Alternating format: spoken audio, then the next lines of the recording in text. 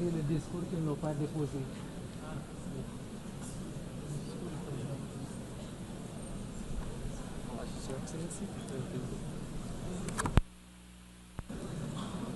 Messieurs les co-présidents, Co-chairs, dear colleagues, Secretary General of the United Nations, ladies and gentlemen, I commend the leadership of France and Saudi Arabia, and I commend the commitment of all here present to the Palestinian cause. This conference is being held at a time when the world's conscience has been shaken to its very core by the indefensible situation in Gaza. That situation has gone beyond all limits. We are witnessing an indescribable tragedy bearing all the hallmarks of ethnic cleansing. In the face of such inhumanity on such scale, to say nothing, to do nothing is not an option. That choice would even be passive complicity. We are here to recall the very meaning of the founding principles of the United Nations: the sovereignty of peoples, equality of rights, peace through justice, the respect of international law, and the protection of civilians, even in times of war. These are all values that have today been annihilated and which now lie under Gaza's rubble. Senegal reaffirms its unwavering commitment to a two-state solution, with Palestine and Israel living side by side, each within safe and internationally recognized borders. That was the goal of the partition plan for Palestine decided upon by the United Nations. This is also a demand for peace and security for the peoples of the two countries. This is a call for justice and humankind. It is for this reason that Senegal supports the outcome document of our meeting prepared by the ministerial conference held last July.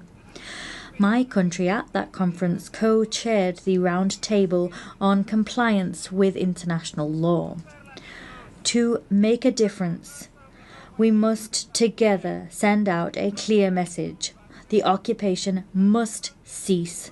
The suffering of civilians must cease. We must work towards an immediate ceasefire. Israel must stop its bombing and authorize the delivery of humanitarian aid by the United Nations. The United Nations must consider deploying a stabilization and observation mission to guarantee that Israel's illegal actions stop.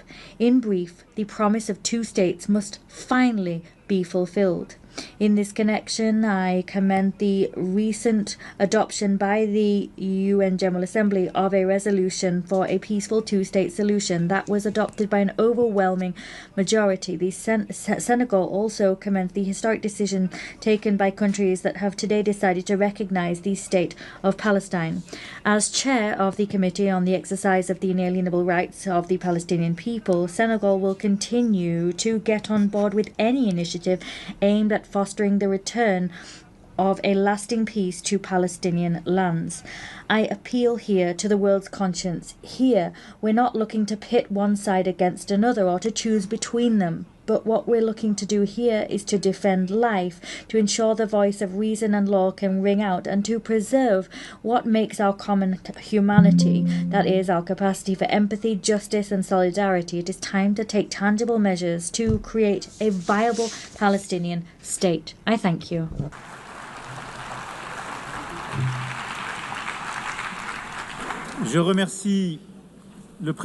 I thank the President of Senegal.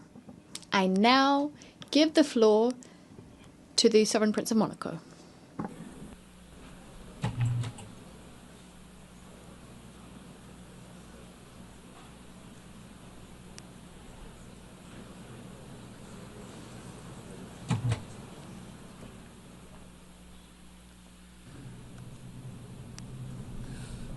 Cher co-président, Dear co-chairs, President of the General Assembly, Secretary General of the United Nations, Excellencies, ladies and gentlemen, I wish to thank France and the Kingdom of Saudi Arabia for having convened this conference and invited us to it. Since the very beginning, we have spoken out as the Principality of Monaco loud and clear to defend indissociable rights, that of Israel to live within safe and recognized borders and to enjoy security therein, and the right of the Palestinian people to have a sovereign, viable and democratic state. Today, we wish to reaffirm our unwavering support to Israel's existence, and we also wish to recognize Palestine as a state under international law.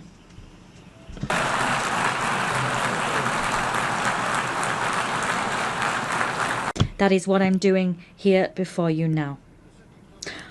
The 7th of October 2023 was in its full horror the starting point of the current chaos. It is now more urgent than ever before to move towards a tangible, balanced and sustainable solution based on mutual recognition and the respect for fundamental rights. This as soon as all hostages have been released and as soon as Hamas has been disarmed. Peace cannot remain a dim prospect on the distant horizon. It must be given its lifeblood in institutions with mutual guarantees and ensuring the effective respect for everyone's rights. The Principality of Monaco is aware of its place in the House of Nations. We continue to affirm that only a solution based on the existence of two national entities living side by side in dignity and mutual respect will pave the way towards lasting stability. Peace cannot be issued by decree. It is built through common will. Thank you.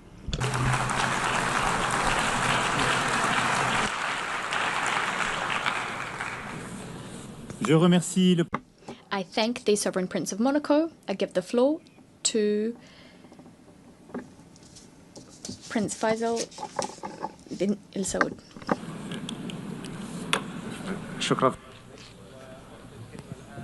Thank you. I give the floor to His Excellency, the President of South Africa.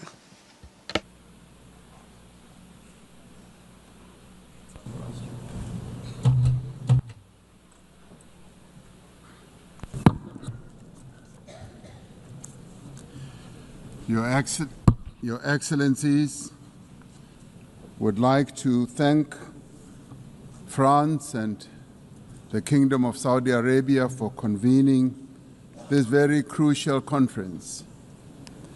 This is a moment of great significance, not only for the people of Palestine, not only for the people of Israel, but for all people who cherish the ideals of freedom and self-determination.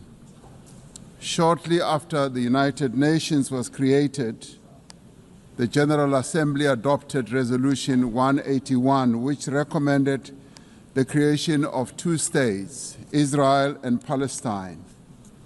Immediately after the adoption of this resolution, only one state was created, the State of Israel, casting and ushering the Palestinians into a decades-long wilderness of statelessness, characterized by decades of occupation and now genocide. I'd like to congratulate the President of France, President Macron, for today announcing a very bold decision to support the long overdue creation and the recognition of the sovereign state of Palestine. President Macron, I stand here to congratulate you and to congratulate others who have taken this step. South Africa reiterates its firm commitment to the creation of a contiguous Palestinian state existing peacefully side by side with the State of Israel along the 1967 borders with East Jerusalem as its capital. South Africa condemned the 7th October attacks by Hamas that resulted in the deaths of more than 1,200 people. In response to this attack, Israel has unleashed disproportionate punishment against the people of Palestine. And we say here today that the only solution to this conflict is a two-state solution. The viability of a two-state solution depends on full and universal respect for international law. All states, including the State of Israel, must comply with the collective obligations under international law. As the UN marks the 80th anniversary, we call on all member states to recognize Palestine and to act in solidarity with its people. To restore the prospects of a two-state solution, we call, firstly, for global recognition of Palestine and its sovereignty and territorial integrity. Secondly, the immediate ceasefire and an end to the genocide and the release of hostages by Hamas and prisoners by Israel. Thirdly, the full respect for international law, including the respect for UN resolutions and opinions and the decisions of the International Court of Justice. Fourthly, the removal of obstacles to the two-state solution, including a halt to illegal settlements and removal of the separation wall. Lastly, the restoration of the humanitarian aid and reconstruction of Gaza. This is a conflict that has gone on for almost as long as the United Nations has existed. And we say that as the international community, this conflict must end now, and we as the international community must act now also in unison. We must now work together to achieve a just and peaceful and lasting solution. I would like to welcome the demonstrable groundswell of support for the establishment of the much-awaited state of Palestine by 142 nations.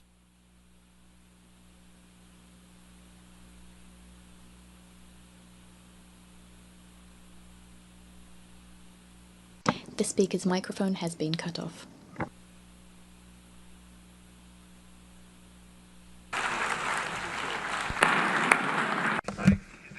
The President of South Africa. والآن أعطي الكلمة. I now give the floor to His Excellency President of Angola.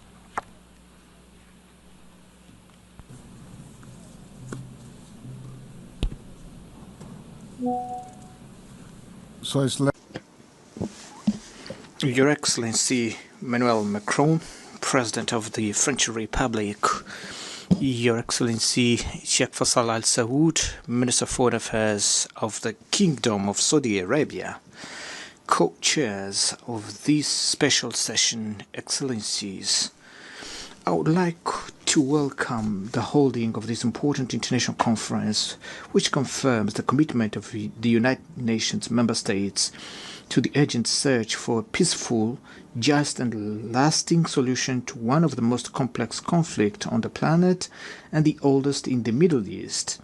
A special mention should be made to the French Republic and the Kingdom of Saudi Arabia, which have committed themselves very firmly and tirelessly in conducting this initiative. His Excellencies, in the context of this meeting, the New York Political Declaration on Peaceful Resolution of the Issue of Palestine and the implementation of the two-state solution, adopted on September 12 this year by the United Nations General Assembly, assumes unquestionable relevance as it demonstrated that there is an increasingly growing international consensus on the need to end the war in Gaza based on the effective implementation of the two-state solution. This conflict, which lasted for decades and has an unusual level of violence, will not be resolved, as all evidence show, by resorting to weapons, no matter how sophisticated they may be. The international community, which is increasingly aware of this fact, must use urgently all means at its disposal to convince the belligerents that the only way out of this situation is through dialogue to achieve a definitive peace based on the creation of the State of Palestine and peaceful coexistence between the two peoples. This is the position of the African Union, which also includes the principle that the East Jerusalem should be the capital of the independent and sovereign State of Palestine, and the Republic of Angola is unconditionally aligned with the African Continental Organization in this effort, in which we all are committed to the definitive resolution of this conflict. Excellencies, we are following with deep concern the alarming reports about the catastrophic humanitarian situation in the Gaza Strip, where entire communities, including many children, succumb daily to hunger and survive in subhuman conditions.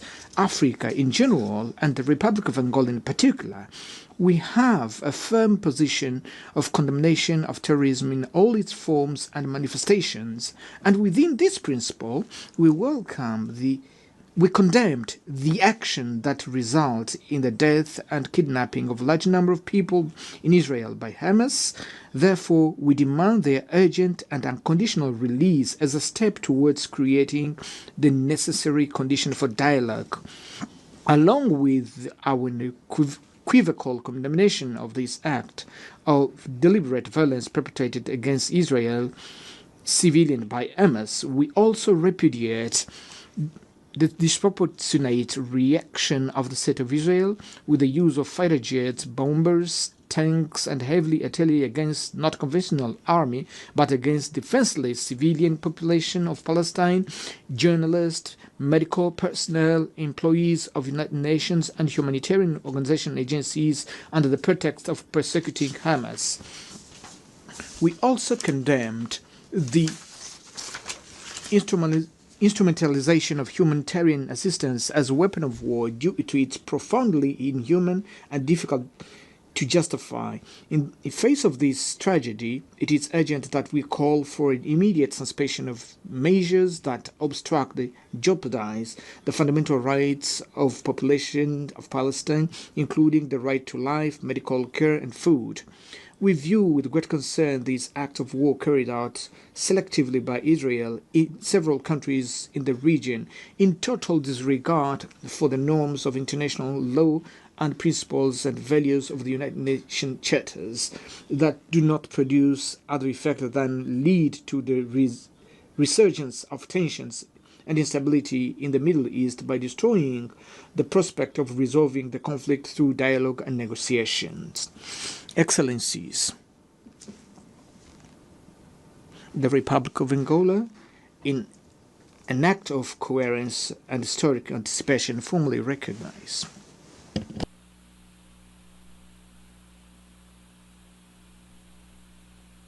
The speaker's microphone has been cut off.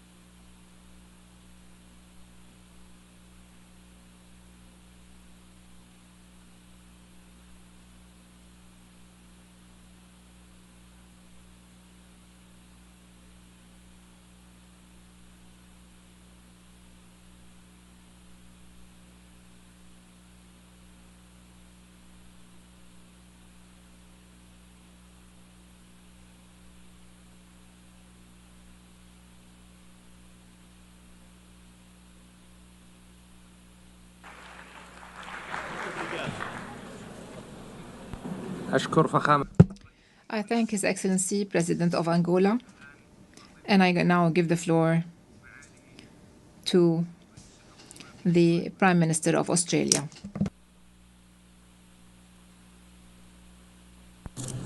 President Macron, Your Royal Highness, Secretary-General, colleagues. In 1947, Australia was proud to be the first member of the United Nations to vote for the plan that made the modern State of Israel possible. But that plan always encompassed two states, a State of Israel and a State of Palestine, living side by side within internationally recognised borders, recognising each other's right to live in peace and security. 8 decades ago, those hopes were consumed by conflict, and that has been the grim pattern over the years. Opportunities not taken, compromises rejected, good faith betrayed, a cycle of violence that has crushed generations. We saw that in the horrific events of October.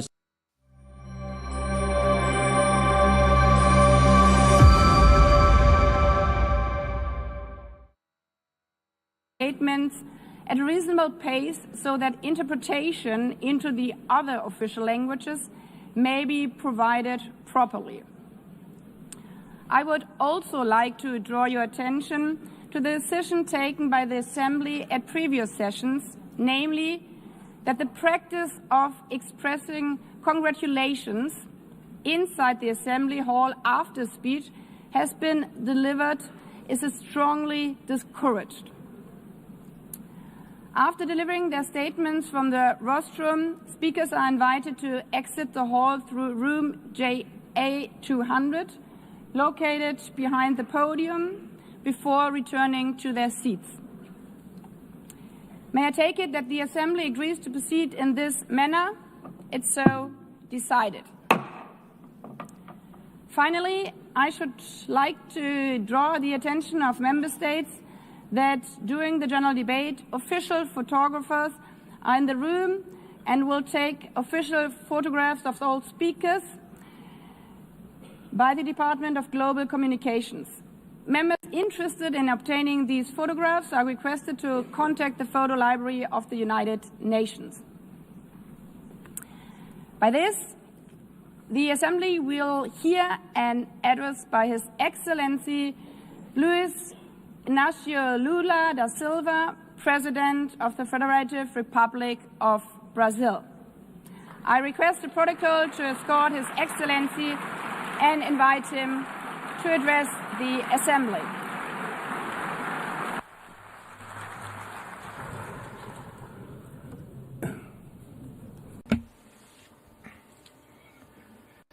Madam President of the General Assembly, Annalena Baerbock, Mr. Secretary General Antonio Guterres, dear heads of state and government, and representatives of the member states gathered here.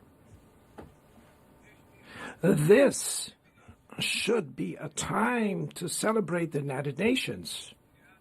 Created at the end of the war, the UN symbolizes the highest expression of the aspiration for peace and prosperity. Today, however, the ideals that inspired its founders in San Francisco are under threat as never before in their history. Multilateralism is at a new crossroads. The organization's authority is in check. We are witnessing the consolidation of an international order marked by repeated concessions to power play, attacks on sovereignty, arbitrary sanctions, and unilateral interventions are becoming the rule. There is a clear parallel between the multilateralism crisis and the weakening of democracy. Authoritarianism is strengthened when we fail to act in the face of arbitrary acts, when the international society falters in defending peace, sovereignty, and the rule of law. The consequences are tragic. Throughout the world, anti-democratic forces are trying to subjugate institutions and stifle freedoms. They worship violence, praise ignorance, act as physical and digital militias, and restrict the press.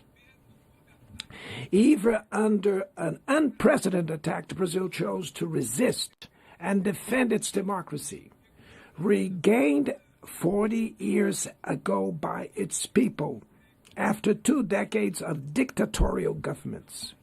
There is no justification for unilateral and arbitrary measures against our institutions and our economy. The aggression against the independence of the judiciary branch of power is unacceptable.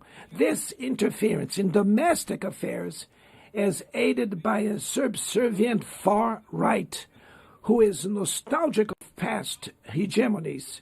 False patriots plan and publicly promote actions against Brazil.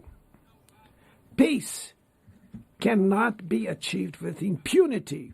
A few days ago, and for the first time in 525 years of our history, a former head of state was convicted of attacking the democratic rule of law.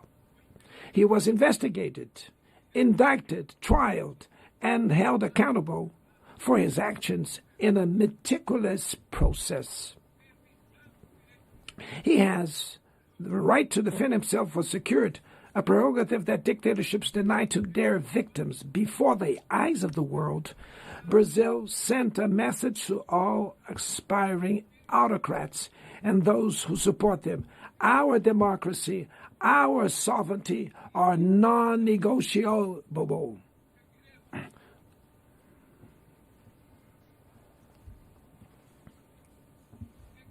We will continue as an independent nation and as a people free from any type of guardianship. Sound democracies go beyond the electoral ritual. Its strength presupposes the reduction of inequalities, the guarantee of the most basic rights: food, safety, work, housing, education, and health. Democracy fails when women earn less than men or die at the hands of partners and family members. It loses when it closes its doors and blames migrants for the world's ills. Poverty is as much an enemy of democracy as extremism. Therefore, we were proud to receive confirmation from FAO that Brazil has once again left the hunger map in this year, 2025. But in the world, there are still 670 million hungry people, and about 2.3 billion face food insecurity. The only war of which everyone can emerge victorious is the one we wage against hunger and poverty. This is the goal of the global alliance we launched at the G20 and which has the support of 103 countries. The international community needs to revise its priorities, reduce arms spending, and increase development aid. Relieve the service of the foreign debt of the poorest countries, above all African nations, and set minimum global tax standards so that the super rich pay more taxes than workers. Democracy is also measured by the ability to protect families and the childhood. Digital platforms offer possibilities for us to come together in ways we never imagined.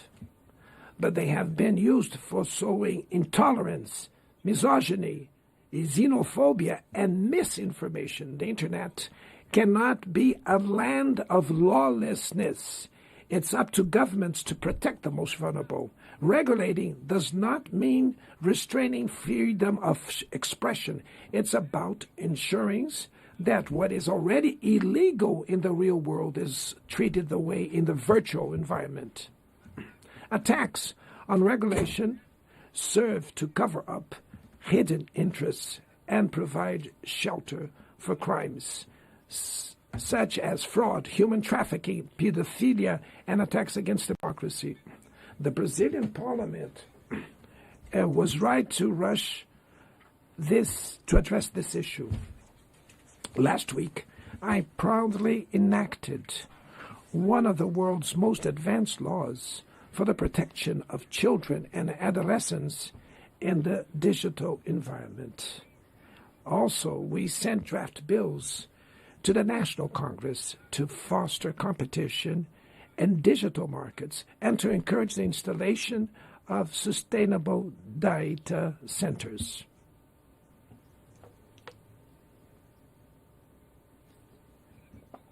To mitigate the risks of artificial intelligence, we are committed to building multilateral governance in line with the Global Digital Compact that was approved in this plenary last year.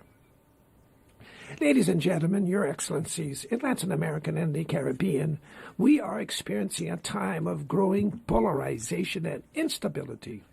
Maintaining the region as a zone of peace is and was our priority. We are a continent free of weapons of mass destruction, without ethnic or religious conflicts. The comparison between crime and terrorism is worrying. The most effective way to combat drug trafficking is to cooperate to suppress money laundering and limit arms trade. Using lethal force in situations that do not constitute armed conflict is tantamount to executing people without trial. Other parts of the planet have already witnessed interventions that cause greater damage than intended, with serious humanitarian consequences. The path to dialogue must not be closed in Venezuela.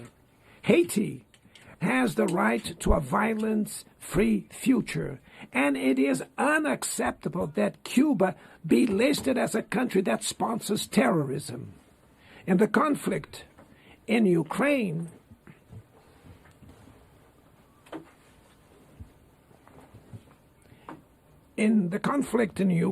we all already know that there will be no military solution. The recent meeting in Alaska raised hopes for a negotiated way out. It's necessary to pave the way for a realistic solution. This implies taking into account the legitimate security concerns of all parties. The African Initiative and the Friends for Peace group created by China and Brazil can help promote dialogue and a diplomatic solution. No situation is more emblematic of the disproportionate and illegal use of force than the one occurring in Palestine. The terrorist attacks perpetrated by Hamas are indefensible from any angle, but nothing, absolutely nothing, justifies the ongoing genocide in Gaza.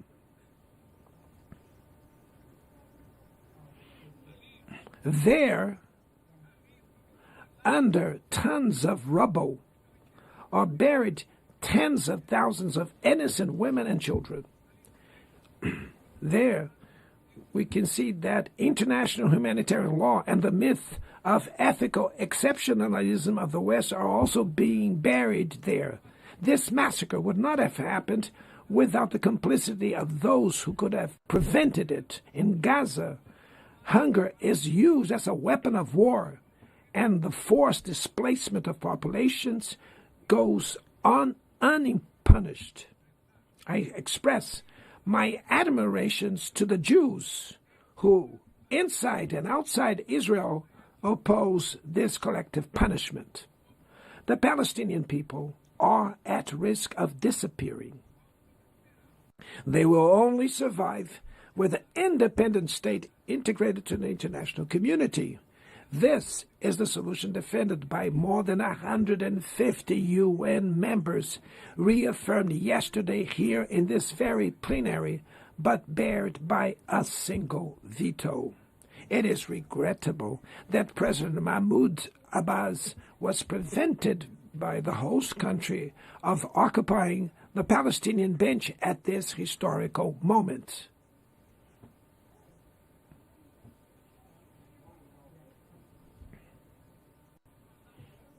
The spread of this conflict to Lebanon Syria, Iran, Qatar is fueling an unprecedented arms build-up.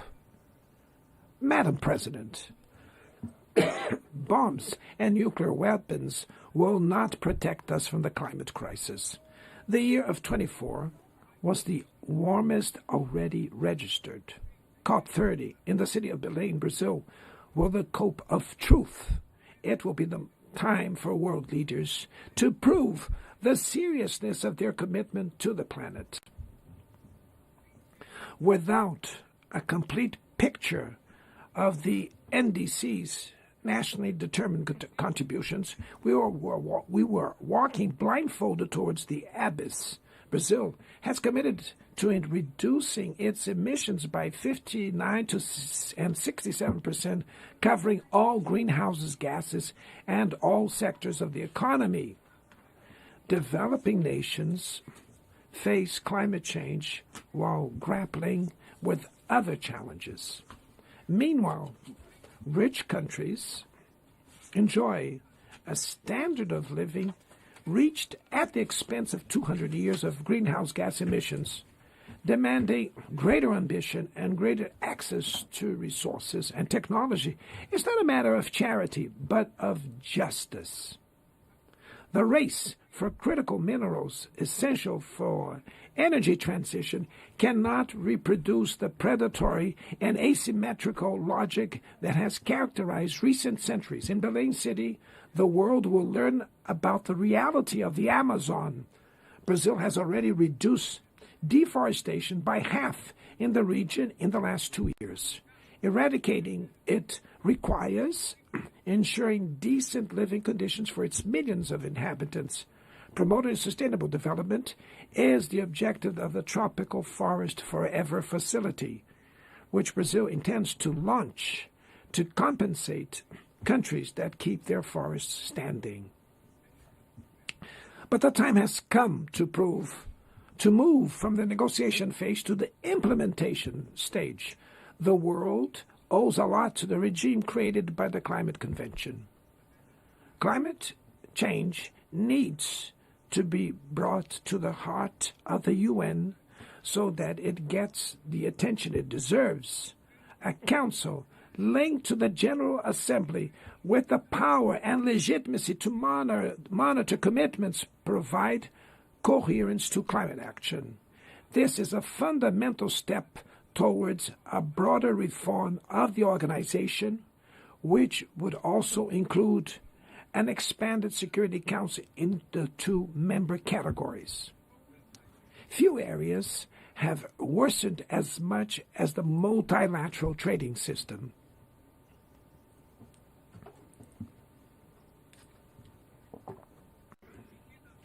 Unilateral measures have rendered fundamental principles, such as the most favored nations clauses, meaningless. They have disrupted value chains and threw the global economy into a pernicious spiral of high prices and stagnation. It is urgent to refound the WTO based on modern and flexible foundations. Your Excellencies, ladies and gentlemen, this year, the world lost 2 exceptional public figures. Former Uruguayan President Pepe Mujica and our dear Pope Francis, both embodied the best humanist values like no other. Their lives were intertwined with the 8 decades of the UN's existence. If they were still among us, they would use this platform to remember that authoritarianism, environmental degradation, and inequality are not relentless, that the only ones defeated are those who stand idly by, resignate, and that we can defeat the false prophets and oligarchs who exploit fear and monetize hate, and that tomorrow is made of daily choices, and it takes courage to act to transform it. in the future that Brazil envisions, there is no room for the reenactment of ideological rivalries or spheres of influence. Confrontation is not inevitable. We need leaders with clear visions who understand that the international order is not a zero-sum game. The 21st century will be increasingly multipolar. For it to remain peaceful, it cannot fall to multilateral. Brazil is giving increasing importance to the European Union, the African Union, ASEAN, CELAC, BRICS, and the G20. The voice of the global South must be heard. The UN has today almost 4 times more members than the 51 who were at its foundation. Our historic mission is to make it once again a barrier of hope and a promoter of equality, peace, sustainable development, diversity, and tolerance. May God bless us all. And thank you very much.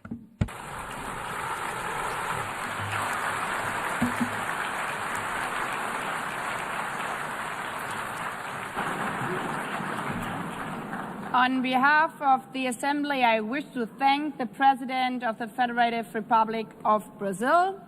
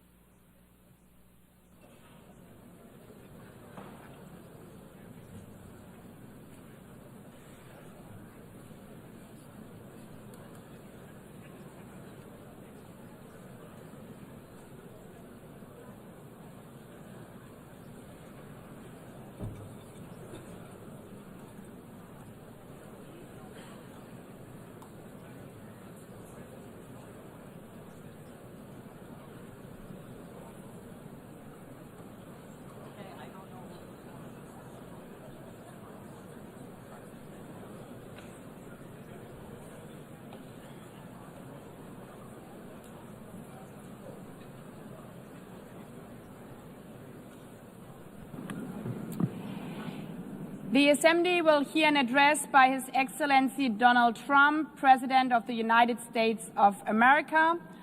I request protocol to escort His Excellency and invite him to address the Assembly.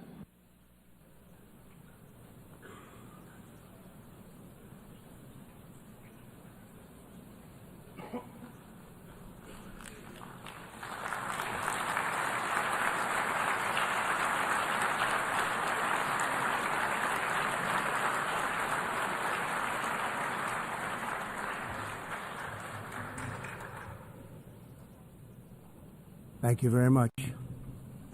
Very much appreciated.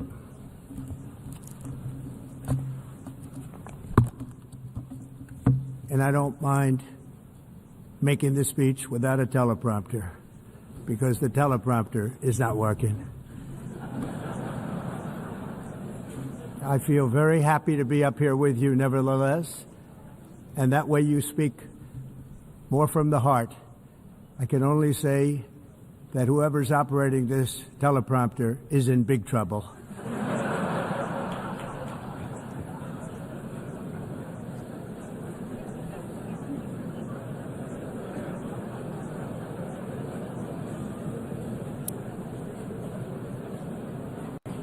Hello, Madam First Lady.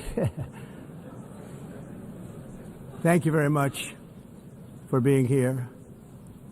And Madam President, Mr. Secretary General, First Lady of the United States, distinguished delegates, ambassadors, and world leaders.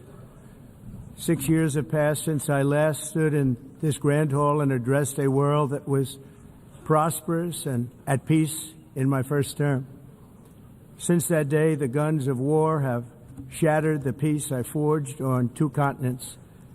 An era of calm and stability gave way to one of the great crises of our time. And here in the United States, 4 years of weakness, lawlessness, and radicalism under the last administration delivered our nation into a repeated set of disasters. 1 year ago, our country was in deep trouble, but today, just 8 months into my administration, we are the hottest country anywhere in the world, and there is no other country even close. America is blessed with the strongest economy, the strongest borders, the strongest military, the strongest friendships, and the strongest spirit of any nation on the face of the earth. This is indeed the golden age of America. We are rapidly reversing the economic calamity we inherited from the previous administration, including ruinous price increases and record-setting inflation like we've never had before. Under my leadership, energy costs are down, gasoline prices are down, grocery prices are down, mortgage rates are down, and inflation has been defeated. The only thing that's up is the stock market, which just hit a record high. In fact, it hit a record high 48 times in the last short period of time. Growth is surging, manufacturing is booming. The stock market, as I said, is doing better than it's ever done. And all of you in this room benefit by that, almost everybody. And importantly, workers' wages are rising at the fastest pace in more than 60 years. And that's what it's all about, isn't it? In 4 years of President Biden, we had less than $1 trillion of new investment into the United States. In just 8 months since I took office, we have secured commitments and money already paid for $17 trillion. Think of it, 4 years, less than $1 trillion, 8 months, much more than $17 trillion is being invested in the United States, and it's now pouring in from all parts of the world. We've implemented the largest tax cuts in American history and the largest regulation cuts in American history, making this once and again the best country on earth to do business. And many of the people in this room are investing in America, and it's turned out to be an awfully good investment during this 8-month period. In my first term, I built the greatest economy in the history of the world. We had the best economy ever, history of the world. And I'm doing the same thing again, but this time it's actually much bigger and even better. The numbers far surpass my record-setting first term. On our southern border, we have successfully repelled a colossal invasion. And for the last 4 months, and that's 4 months in a row, the number of illegal aliens admitted and entering our country has been 0. Hard to believe, because if you look back just a year ago, it was millions and millions of people pouring in from all over the world, from prisons, from mental institutions, drug dealers. All over the world they came. They just poured into our country with the ridiculous open border policy of the Biden administration. Our message is very simple. If you come illegally into the United States, you're going to jail, or you're going back to where you came from, or perhaps even further than that. You know what that means. I want to thank the country of El Salvador for the successful and professional job they've done in receiving and jailing so many criminals that entered our country. And it was under the previous administration that the number became record-setting, and they're all being taken out. We have no choice. And other countries have no choice, because other countries are in the exact same situation with immigration. It's destroying your country, and you have to do something about it. On the world stage, America is respected again like it has never been respected before. You think about 2 years ago, 3 years ago, 4 years ago, or 1 year ago, we were a laughingstock all over the world. At the NATO summit in June, virtually all NATO members formally committed to increase defense spending at my request from 2% to 5% of GDP, making our alliance far stronger and more powerful than it was ever before. In May, I traveled to the Middle East to visit my friends and rebuild our partnerships in the Gulf and those valued relationships with Saudi Arabia, Qatar, and the UAE and other countries are now, I believe, closer than ever before. My administration has negotiated one historic trade deal after another, including with the United Kingdom, the European Union, Japan, South Korea, Vietnam, Indonesia, the Philippines, Malaysia, and many, many others. Likewise, in a period of just 7 months, I have ended 7 unendable wars. They said they were unendable. You're never going to get them solved. Some were going for 31 years, 2 of them, 31, think of it, 31 years. One was 36 years. One was 28 years. I ended 7 wars.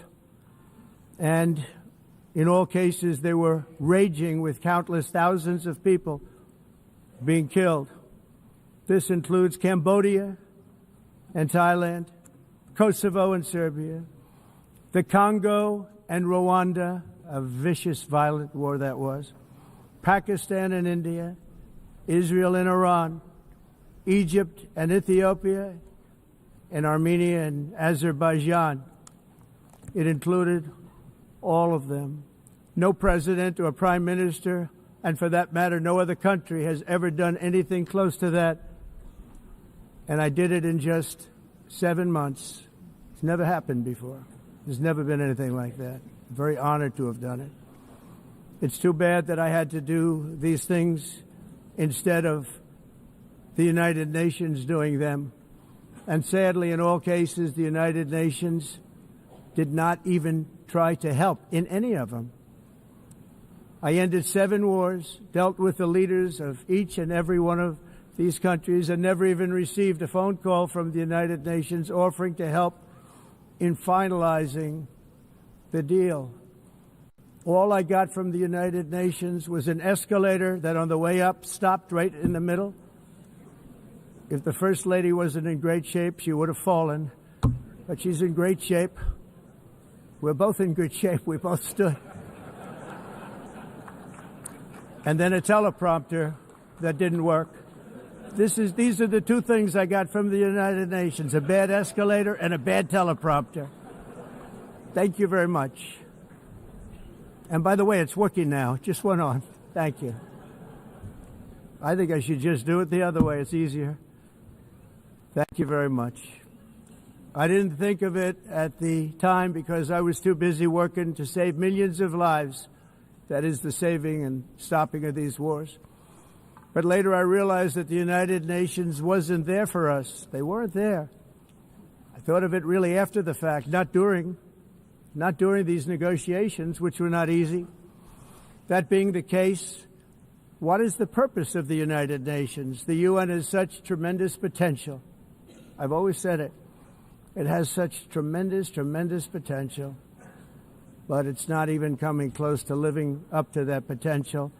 For the most part, at least for now, all they seem to do is write a really strongly worded letter and then never follow that letter up. It's empty words, and empty words don't solve war. The only thing that solves war and wars is action. Now, after ending all of these wars and also earlier negotiating the Abraham Accords, which is a very big thing for which our country received no credit, never receives credit. Everyone says that I should get the Nobel Peace Prize for each one of these achievements. But for me, the real prize will be the sons and daughters who live to grow up with their mothers and fathers, because millions of people are no longer being killed in endless and unglorious wars. What I care about is not winning prizes, it's saving lives. We saved millions and millions of lives with the 7 wars. And we have others that we're working on, and you know that. Many years ago, a very successful real estate developer in New York, known as Donald J. Trump, I bid on the renovation and rebuilding of this very United Nations complex. I remember it so well. I said at the time that I would do it for $500 million, rebuilding everything. It would be beautiful. I used to talk about, I'm going to give you marble floors. They're going to give you terrazzo. I'm going to give you the best of everything. You're going to have mahogany walls. They're going to give you plastic. But they decided to go in another direction, which was much more expensive at the time, and which actually produced a far inferior product. And I realized that they did not know what they were doing when it came to construction, and that their building concepts were so wrong, and the product that they were proposing to build was so bad and so costly. It was going to cost them a fortune. And I said, and wait till you see the overruns. Well, I turned out to be right. They had massive cost overruns and spent between $2 and $4 billion on the building and did not even get the marble floors that I promised them. You walk on terrazzo. Do you notice that? As far as I'm concerned, frankly, looking at the building and getting stuck on the escalator, they still haven't finished the job. They still haven't finished. That was years ago. The project was so corrupt that Congress actually asked me to testify before them on the tremendous waste of money, because it turned out that they had no idea what it was, but they knew it was anywhere between $2 and $4 billion as opposed to $500 million with a guarantee. But they had no idea, and I said it cost much more than $5 billion.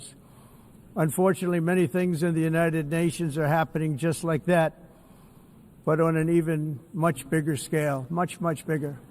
Very sad to see.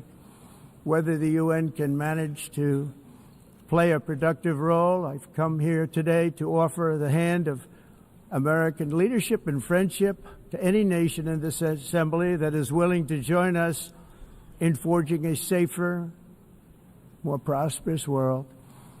And it's a world that we'll be much happier with. A dramatically better future is within our reach. But to get there, we must reject the failed approaches of the past and work together to confront some of the greatest threats in history. There is no more serious danger to our planet today than the most powerful and destructive weapons ever devised by man, of which the United States, as you know, has many.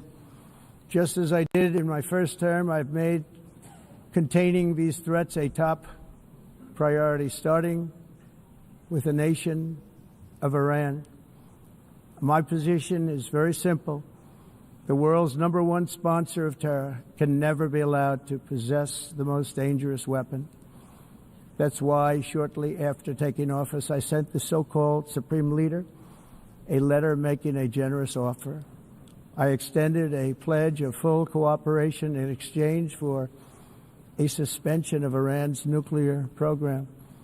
The regime's answer was to continue their constant threats to their neighbors and U.S. interests throughout the region and some great countries that are right nearby. Today, many of Iran's former military commanders, in fact, I can say almost all of them, are no longer with us. They're dead. And 3 months ago, in Operation Midnight Hammer, 7 American B-2 bombers dropped the 14 30,000-pound each bombs on Iran's key nuclear facilities, totally obliterating everything. No other country on earth could have done what we did. No other country has the equipment to do what we did. We have the greatest weapons on earth. We hate to use them. But we did something that for 22 years people wanted to do. With Iran's nuclear enrichment capacity demolished, I immediately brokered an end to the 12-day war, as it's called, between Israel and Iran, with both sides agreeing to fight no longer. As everyone knows, I have also been deeply engaged in seeking a ceasefire in Gaza. Have to get that done. Have to get it done. Unfortunately, Hamas has repeatedly rejected reasonable offers to make peace. We can't forget October 7th, can we? Now, as if to encourage continued conflict, some of this body is seeking to unilaterally recognize a Palestinian state. the rewards would be too great for Hamas terrorists for their atrocities. This would be a reward for these horrible atrocities, including October 7th, even while they refuse to release the hostages or accept a ceasefire. Instead of giving to Hamas and giving so much, because they've taken so much, they have taken so much. This could have been solved so long ago. But instead of giving in to Hamas's ransom demands, those who want peace should be united with one message: release the hostages now. Just release the hostages now. Thank you.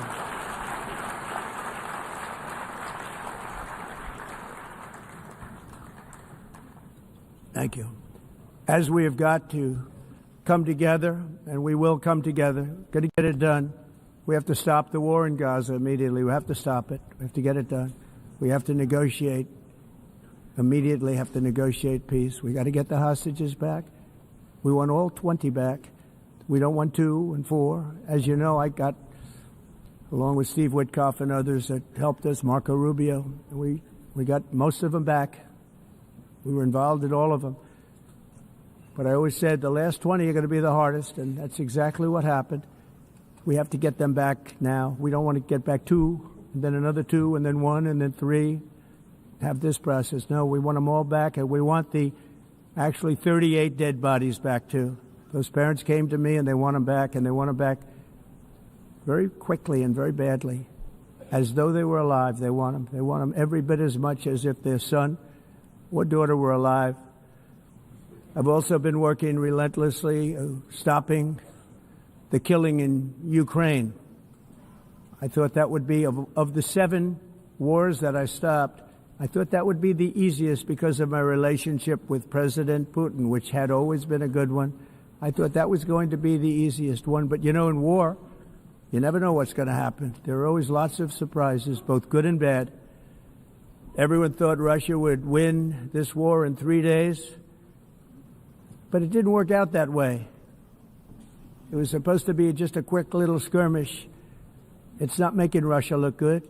It's making them look bad.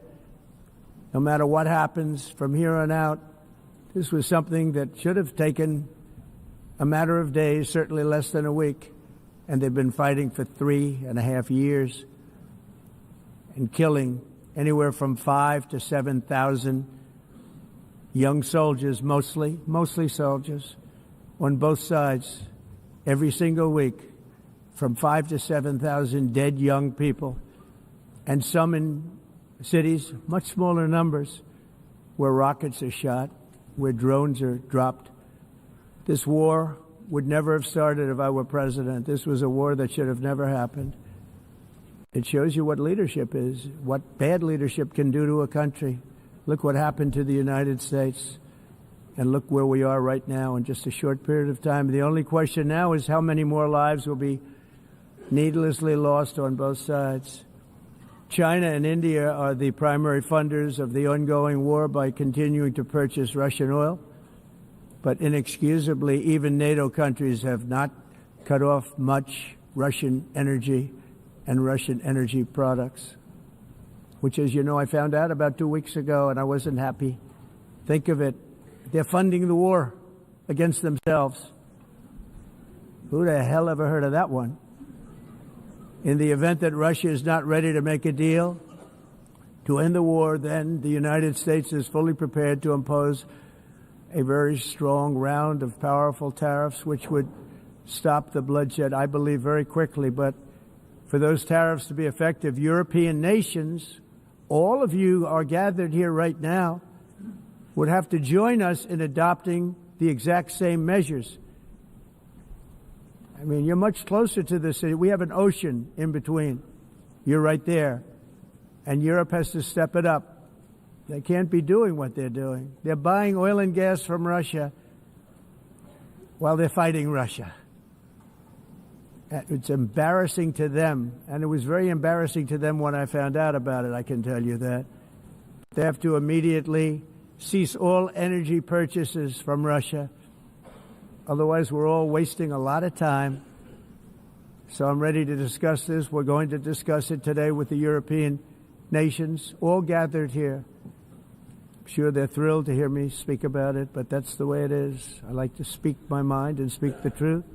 As we seek to reduce the threat of dangerous weapons today, I'm also calling on every nation to join us in ending the development of biological weapons once and for all. And biological is terrible, and nuclear is even beyond, and we include nuclear in that. We want to have a cessation of the development of nuclear weapons. We know, and I get to view it all the time. Sir, would you like to see? And I look at weapons that are so powerful that we just can't ever use them. If we ever use them, the world literally might come to an end. There would be no United Nations to be talking about. There would be no nothing. Just a few years ago, reckless experiments overseas gave us a devastating global pandemic. Yet despite that worldwide catastrophe, many countries are continuing extremely risky research into bioweapons and man-made pathogens. This is unbelievably dangerous. To prevent potential disasters, I'm announcing today that my administration will lead an international effort to enforce Biological Weapons Convention, which is going to be meeting with the top leaders of the world by pioneering an AI verification system that everyone can trust. Hopefully the UN can play a constructive role, and it will also be one of the early projects under AI. Let's see how good it is, because a lot of people are saying it could be one of the great things ever, but it also can be dangerous, but it could be put to tremendous use and tremendous good, and this would be an example of that. Not only is the UN not solving the problems it should, too often, it's actually creating new problems for us to solve. The best example is the #1 political issue of our time, the crisis of uncontrolled migration. It's uncontrolled. Your countries are being ruined. The United Nations is funding an assault on Western countries and their borders. In 2024, the UN budgeted $372 million in cash assistance to support an estimated 624,000 migrants journeying into the United States. Think of that. The UN is supporting people that are illegally coming into the United States, and then we have to get them out. The UN also provided food, shelter, transportation, and debit cards to illegal aliens. Can you believe that? On the way to infiltrate our southern border. Millions of people came through that southern border. Just a year ago, millions and millions of people were pouring in, 25 million altogether over the 4 years of the incompetent Biden administration. And now we have it stopped, totally stopped. In fact, they're not even coming anymore because they know they can't get through. But what took place is totally unacceptable. The UN is supposed to stop invasions, not create them and not finance them. In the United States, we reject the idea that mass numbers of people from foreign lands can be permitted to travel halfway around the world, trample our borders, violate our sovereignty, cause unmitigated crime, and deplete our social safety net. We have reasserted that America belongs to the American people, and I encourage all countries to take their own stand in defense of their citizens as well. You have to do that because I see it. I'm not mentioning names. I see it, and I can call every single one of them out. You're destroying your countries. They're being destroyed. Europe is in serious trouble.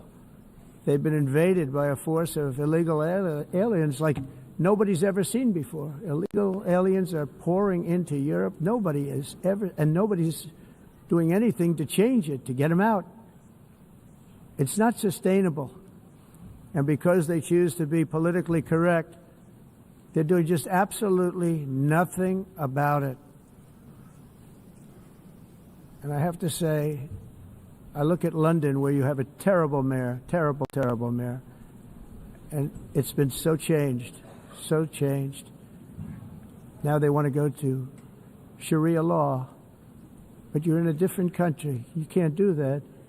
Both the immigration and their suicidal energy ideas will be the death of Western Europe if something is not done immediately. This cannot be sustained. What makes the world so beautiful is that each country is unique. But to stay this way, every sovereign nation must have the right to control their own borders. You have the right to control your borders, as we do now, and to limit the sheer numbers of migrants entering their countries and paid for by the people of that nation that were there and that built that particular nation at the time. They put their blood, sweat, tears, money into that country, and now they're being ruined. Proud nations must be allowed to protect their communities and prevent their societies from being overwhelmed by people they have never seen before, with different customs, religions, with different everything. Where migrants have violated laws, lodged false asylum claims, or claimed refugee status for illegitimate reasons, they should, in many cases, be immediately sent home. And while we will always have a big heart for places and people that are struggling and truly compassionate, answers will be given. We have to solve the problem, and we have to solve it in their countries, not create new problems in our countries. And we are very helpful to a lot of countries that are just not able to send their people anymore. They used to send them to us in caravans of 25,000, 30,000 people each. These massive caravans of people pouring into our country, totally unchecked and unvetted. But not anymore. According to the Council of Europe, in 2024, almost 50% of inmates in German prisons were foreign nationals or migrants. In Austria, the number was 53% of the people in prisons were from places that weren't from where they are now. In Greece, the number was 54%, and in Switzerland, beautiful Switzerland, 72% of the people in prisons are from outside of Switzerland. When your prisons are filled with so-called asylum seekers who repaid kindness, and that's what they did, they repaid kindness with crime. It's time to end the failed experiment of open borders. You have to end it now. See, I can tell you, I'm really good at this stuff. Your countries are going to hell. In America, we've taken bold action to swiftly shut down uncontrolled migration. Once we started detaining and deporting everyone who crossed the border and removing illegal aliens from the United States, they simply stopped coming. They're not coming anymore. We're getting a lot of credit, but they're not coming anymore. This was a humanitarian act for all involved, because on the trips up, thousands of people a week were dying. Women were being raped. Nobody's ever seen anything like it. Raped, horribly beaten, raped. On the trip up, the journey up, it was a long walk. It was a long, arduous journey, indeed. And it was also a historic victory against human trafficking throughout the region. What we did was a victory, and we saved so many lives of people that wouldn't make the journey. That journey was loaded up with death. Loaded up with death. Dead bodies all along the roads of jungles to get up. They go through jungles, they go through areas so hot you couldn't breathe. They were dying of suffocation, areas so hot that you couldn't breathe. Dead bodies all over. By them not coming, we're saving tremendous numbers of lives. My people have done a fantastic job in doing what they did, and the American public agrees with it. I mean, I was very proud to see this morning I have the highest poll numbers I've ever had. Part of it is because of what we've done on the border. I guess the other part is what we've done on the economy. Joe Biden's policies empowered murderous gangs, human smugglers, child traffickers, drug cartels, and prisoners from all over the world. The previous administration also lost nearly 300,000 children. Think of that. They lost more than 300,000 children, little children, who were trafficked into the United States on the Biden watch, many of whom have been raped, exploited, and abused, and sold. Sold. Nobody talks about that. The fake news doesn't write about it. With many others, young children who are missing or dead. And we found a lot of these children, and we're sending them back and we've been sending them back to their parents. They said, nobody knows who they are. They said, where do you come from? And they'll give us a country, and we'll find out, and we'll figure it out, and we'll bring them back to their homes. And the mother and father rush to the door, and their tears in their eyes. They can't believe that they're seeing their son or daughter, their little son or daughter again. We've done almost 30,000 of them so far. Any system that results in the mass trafficking of children is inherently evil. Yet that is exactly what the globalist migration agenda has done, and it's what it's all about. In America, those days, as you know, are over. The Trump administration is working, and we are continuing to work to track down the villains that are causing this problem, and also, as I said, to get back the 30,000 we've already returned. Now I think we're going to have another. We're going to find a lot. You're not going to find all of them. 300, more than 300,000. They're lost or they're dead. They're lost or they're dead because of the animals that did this. To protect our citizens, I've also designated multiple savage drug cartels as far as and you see this, and you see it happening right before your eyes. Let's put it this way. People don't like taking big loads of drugs in boats anymore. There aren't too many boats that are traveling on the seas by Venezuela. They tend not to want to travel very quickly anymore. And we've virtually stopped drugs coming into our country by sea. We call them the water drugs. They kill hundreds of thousands of people. I've also designated multiple savage drug cartels as far as foreign terrorist organizations, along with two bloodthirsty transnational gangs, probably the worst gangs anywhere in the world, MS-13 and Tren de Aragua. Tren de Aragua is from Venezuela, by the way. Such organizations torture, maim, mutilate, and murder with impunity.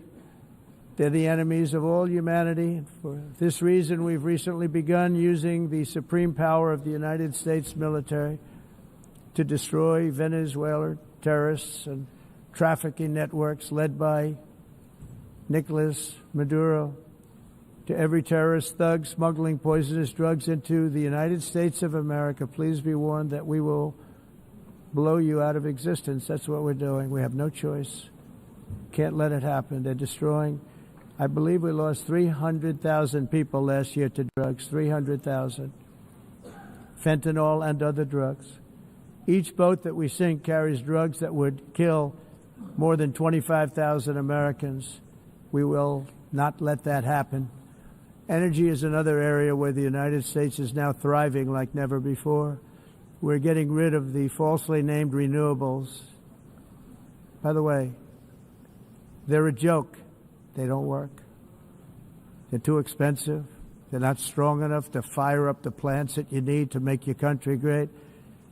The wind doesn't blow. Those big windmills are so pathetic and so bad, so expensive to operate. And they have to be rebuilt all the time, and they start to rust and rot.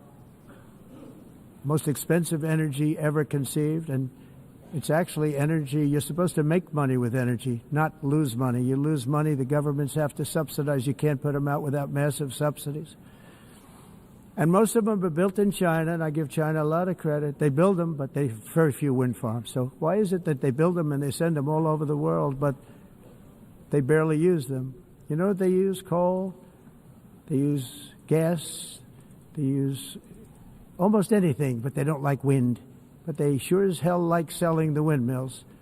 Europe, on the other hand, has a long way to go, with many countries being on the brink of destruction because of the green energy agenda. And I give a lot of credit to Germany. Germany was being led down a very sick path, both on immigration, by the way, and on energy. They were going green, and they were going bankrupt. And the new leadership came in, and they went back to where they were, with fossil fuel and with nuclear, which is good. It's now safe, and you can do it properly. But they went back to where they were, and they opened up a lot of different plants, energy-producing plants, and they're doing well. I give Germany a lot of credit for that. They've said this is a disaster, what's happening. They were going all green. All green is all bankrupt. That's what it represents. And it's not politically correct. I'll be very badly criticized for saying it, but I'm here to tell the truth. I don't care. It doesn't matter to me. I'm in New York City. I'm feeling a lot safer. Crime, we're getting crime down. And by the way, speaking of crime, Washington, D.C. Washington, D.C. was the crime capital of America. Now it's after 12 days, it's a totally safe city. Everyone's going out to dinner. They're going out to restaurants. Your wife can walk down the middle of the street with or without you. Nothing's going to happen. My people have done a fantastic job. And yes, I called in the National Guard, and the National Guard took care of business, and they weren't politically correct, but they took care of business. We got 1,700 career criminals out, brought them back to where they came from, the countries where they came from, or put them in jails. Washington, D.C. is now a totally safe city again, and I welcome you to come. In fact, we'll have dinner together at a local restaurant, and we'll be able to walk. We don't have to go by an armor-plated vehicle. We'll walk right over there from the White House.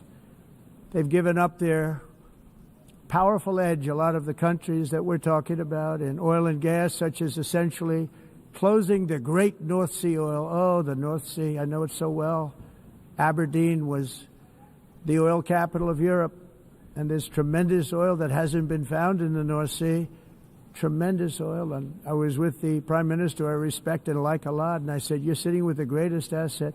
They essentially closed it by making it so highly taxed that no developer, no oil company can go there. They have tremendous oil left, and more importantly, they have tremendous oil that hasn't even been found yet. And what a tremendous asset for the United Kingdom. And I hope the Prime Minister is listening, because I told it to him 3 days in a row. That's all he heard. North Sea oil, North Sea, because I want to see them do well. I want to stop seeing them ruining that beautiful Scottish and English countryside with windmills and massive solar panels that go 7 miles by 7 miles, taking away farmland. But we're not letting this happen in America. In 1982, the executive director of the United Nations Environmental Program predicted that by the year 2000, climate change would cause a global catastrophe. He said that it will be irreversible, as any nuclear holocaust would be. This is what they said at the United Nations. What happened? Here we are.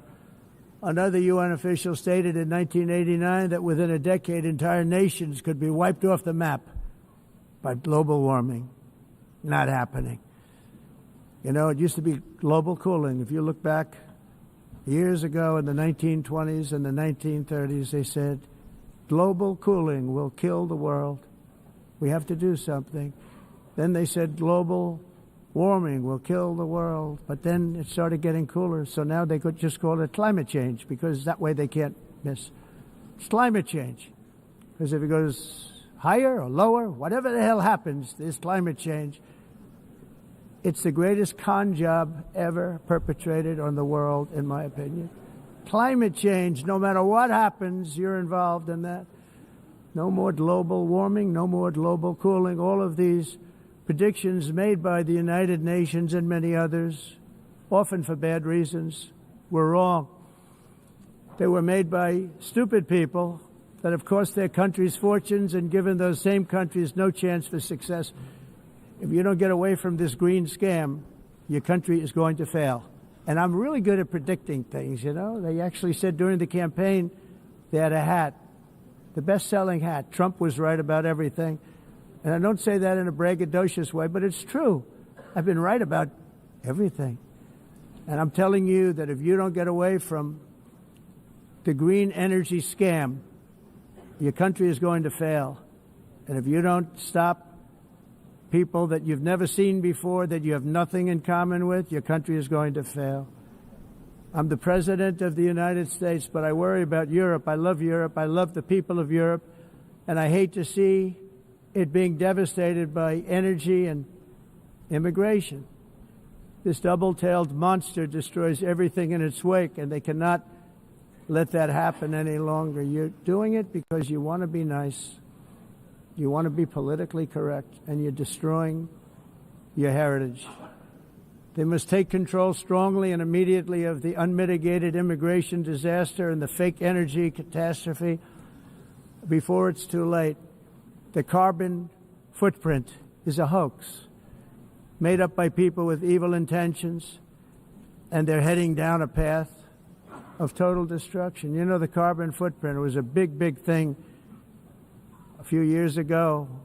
I remember hearing about the carbon footprint, and then President Obama would get into Air Force One, a massive Boeing 747, and not a new one, an old one with old engines that spew everything into the atmosphere. He'd talk about the carbon footprint, we must do so. Then he'd get in and he'd fly from Washington to Hawaii to play a round of golf. And then he'd get back onto that big, beautiful plane and he'd fly back and he'd talk about, again, global warming and the carbon footprint. It's a con job. At extreme cost and expense, Europe reduced its own carbon footprint by 37%. Think of that. Congratulations, Europe. Great job. You cost yourself a lot of jobs, a lot of factories closed, but you reduced the carbon footprint by 37%. However, for all of that sacrifice and much more, it's been totally wiped out and then some by a global increase of 54%. Much of it coming from China and other countries that are thriving around China, which now produces more CO2 than all the other developed nations in the world. So all of these countries are working so hard on the carbon footprint, which is nonsense, by the way. It's nonsense. You know, it's interesting. In the United States, we have still radicalized environmentalists, and they want the factories to stop. Everything should stop. No more cows. We don't want cows anymore. I guess they want to kill all the cows. They want to do things that are just unbelievable, and you have it too. But you know, we have a border, strong, and we have a shape, and that shape doesn't just go straight up. That shape is amorphous when it comes to the atmosphere. And if we had the most clean air, and I think we do, we have very clean air. We have the cleanest air we've had in many, many years. But the problem is that other countries, like China, which has air that's a little bit rough, it blows. And no matter what you're doing down here, the air up here tends to get very dirty because it comes in from other countries where their air isn't so clean. And the environmentalists refuse to acknowledge that. Same thing with garbage. In Asia, they dump much of their garbage right into the ocean.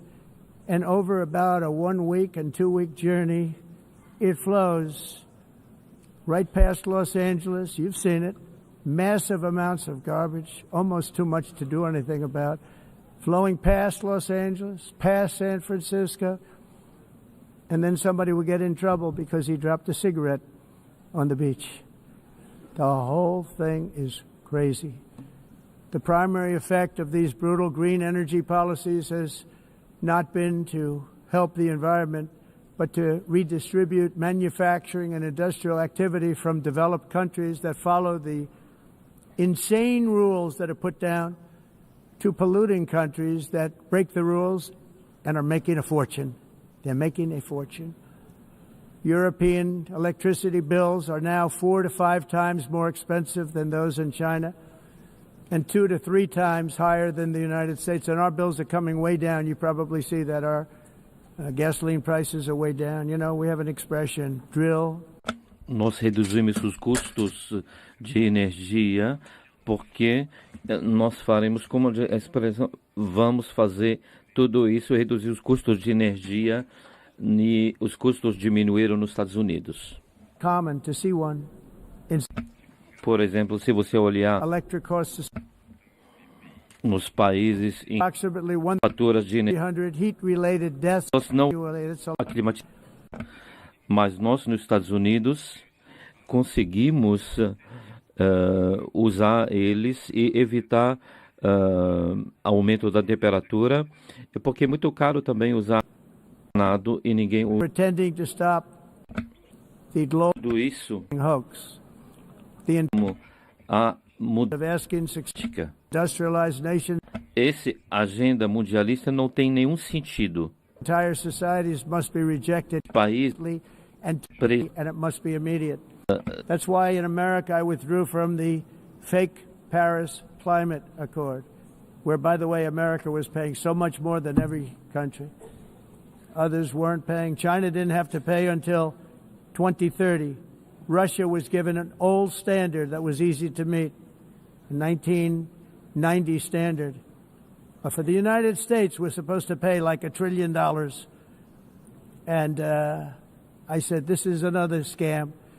The fact is, the United States has been taken advantage of by the world for many, many years, but not any longer, as you probably noticed. I unleashed massive energy production and signed historic executive orders to hunt for oil, but we don't have to do much hunting because we have the most oil of any nation anywhere, oil and gas in the world. And if you add coal, we have the most of any nation in the world. Clean, I call it clean, beautiful coal. You can do things today with coal that you couldn't have done 10 years ago, 15 years. So I have a little standing order in the White House. Never use the word coal, only use the words clean, beautiful coal. Sounds much better, doesn't it? But we stand ready to provide any country with abundant, affordable energy supplies if you need them, when most of you do. We're proudly exporting energy all over the world. We're now the largest exporter. In the United States, we want trade and robust commerce with all nations, everybody. We want to help nations. We're going to help nations. But it must also be fair and reciprocal. The challenge with trade is much the same with climate. The countries that followed the rules, all their factories have been plundered. It's really sad to watch. They've been broken. They've been broken by countries that broke the rules. That's why the United States is now applying tariffs to other countries, and much as these tariffs were for many years applied to us, uncontrollably applied to us. We've used tariffs as a defense mechanism under the Trump administration, including my first term, where hundreds of billions of dollars in tariffs were taken in. And by the way, we had the lowest inflation, and now we have very low inflation. The only thing different is that we have hundreds of billions of dollars flowing into our country. But this is how we will ensure that the system works for everyone and is sustainable into the future. We're also using tariffs to defend our sovereignty and security throughout the world, including against nations that have taken advantage of former U.S. administrations for decades, including the most corrupt, incompetent administration in history, the sleepy Joe Biden administration. Brazil now faces major tariffs in response to its unprecedented efforts to interfere in the rights and freedoms of our American citizens and others, with censorship, repression, weaponization, judicial corruption, and targeting of political critics in the United States. I have a little problem saying this because I must tell you, I was walking in and the leader of Brazil was walking out. We saw him and I saw him, he saw me, and we embraced. And then I'm saying, can you believe I'm going to be saying this in just 2 minutes? But we actually agreed that we would meet next week. We didn't have much time to talk, like about 20 seconds. They were in retrospect, I'm glad I waited because this thing didn't work out too well. But we did talk. We had a good talk, and we agreed to meet next week, if that's of interest. But he seemed like a very nice man, actually. He liked me, I liked him. But if you, and I only do business with people I like. When I don't like them, I don't like them. But we had, at least for about 39 seconds, we had excellent chemistry. It's a good sign. But also in the past, Brazil, can you believe this, unfairly tariffed our nation, but now because of our tariffs, we are hitting them back, and we're hitting them back very hard. As president, I will always defend our national sovereignty and the rights of American citizens. So I'm very sorry to say this, that Brazil is doing poorly and will continue to do poorly. They can only do well when they're working with us. Without us, they will fail just as others have failed. It's true. Next year, the United States will celebrate the 250th anniversary of our glorious independence, a testament to enduring power and American freedom and spirit. We will also be proudly hosting the 2026 FIFA World Cup, and shortly thereafter the 2028 Olympics, which is going to be very exciting. I hope you all come. I hope that countless people from all over the globe will take part of these will be great celebrations of liberty and human achievement, and that together we all can rejoice in the miracles of history that began in July 4th, 1776, when we founded the light to all nations. And it's something really that an amazing thing came out of that date. It's called the United States of America. In honor of this momentous anniversary, I hope that all countries who find inspiration in our example will join us in renewing our commitment, values, and those values really that we hold so dear together. Let us defend free speech and free expression. Let us protect religious liberty, including for the most persecuted religion on the planet today. It's called Christianity. And let us safeguard our sovereignty and cherish qualities that have made each of our nations so special, incredible, and extraordinary. In closing, I just want to repeat that immigration and the high cost of so-called green renewable energy is destroying a large part of the free world and a large part of our planet. Countries that cherish freedom are fading fast because of their policies on these two subjects. You need strong borders and traditional energy sources if you are going to be great again. Whether you have come from north or south, east or west, near or far, every leader in this beautiful hall today represents a rich culture, a noble history, and a proud heritage that makes each nation majestic and unique, unlike anything else in human history or any other place on the face of the earth. From London to Lima, from Rome to Athens, from Paris to Seoul, from Cairo to Tokyo and Amsterdam to right here in New York City, we stand on the shoulders of the leaders and legends, generals and giants, heroes and titans who won and built our beloved nations, all of our nations, with their own courage, strength, spirit, and skill. Our ancestors climbed mountains, conquered oceans, crossed deserts, and trekked over wide open plains. They charged into thunderous battles, plunged into grave dangers, and they were soldiers and farmers and workers and warriors and explorers and patriots. They built towns into cities, tribes into kingdoms, ideas into industries, and small islands into mighty empires. You're a part of all of that. They were champions for their people who never gave up and who never, ever gave in. Their values defined our national identities. Their visions forged our magnificent destiny. Everybody in this room is a part of it in your own way. Each of us inherits the deeds and the myths, the triumphs, the legacies of our own heroes and founders who so bravely showed us the way. Our ancestors gave everything for homelands that they defended with pride, with sweat, with blood, with life, and with death. Now the righteous task of protecting the nations that they built belongs to each and every one of us. So together let us uphold our sacred duty to our people and to our citizens. Let us protect their borders, ensure their safety, preserve their cultures, treasure, and traditions, and fight, fight, fight for their precious dreams and their cherished freedoms. And in friendship and really a beautiful vision, let us all work together to build a bright, beautiful planet, a planet that we all share, a planet of peace and a world that is richer, better, and more beautiful than ever before. That can happen. It will happen. It will happen, and I hope it can happen and start right now, right at this moment. We'll turn it around. We're going to make our countries better, safer, more beautiful. We're going to take care of our people. Thank you very much. It's been an honor. God bless the nations of the world. Thank you very much. Bye.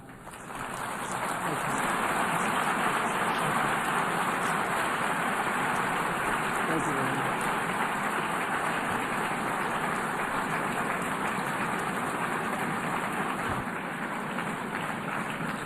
On behalf of the Assembly, I wish to thank the President of the United States,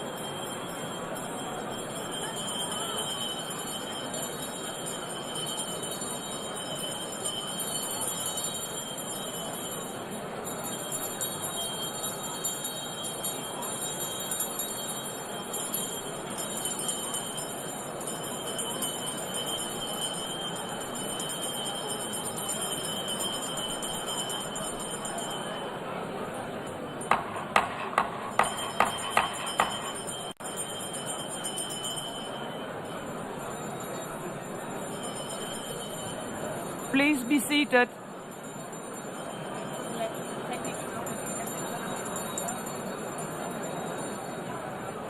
Please be seated.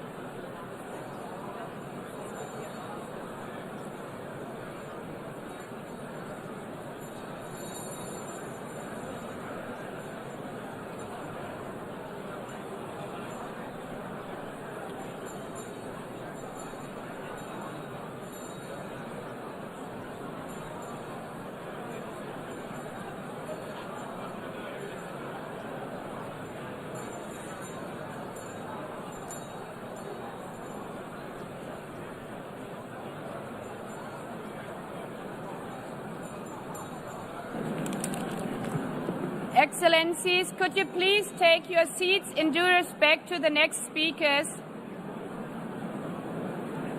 The second row, could you please take your seat right now?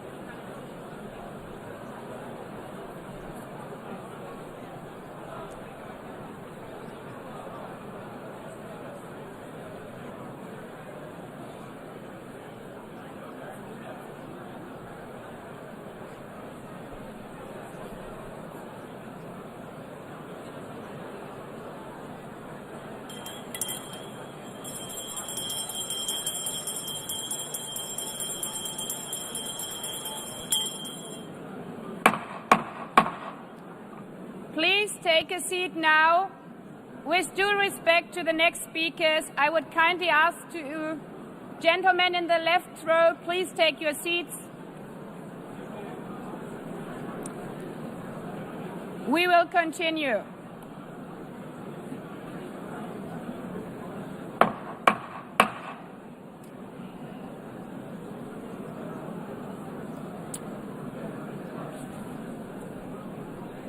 Excellencies, as we are receiving queries, I would like to assure you that don't worry, the UN teleprompters are working perfectly. And by this technical note, I would like to call on the next speaker. The Assembly will hear an address by His Excellency Prabowo Subianto, President of the Republic of Indonesia. I request protocol to escort His Excellency and invite him to address the Assembly.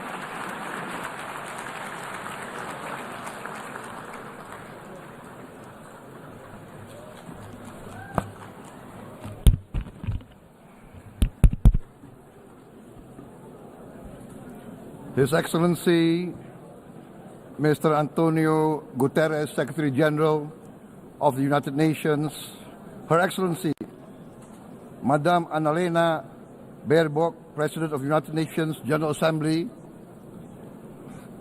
His Excellency Mr.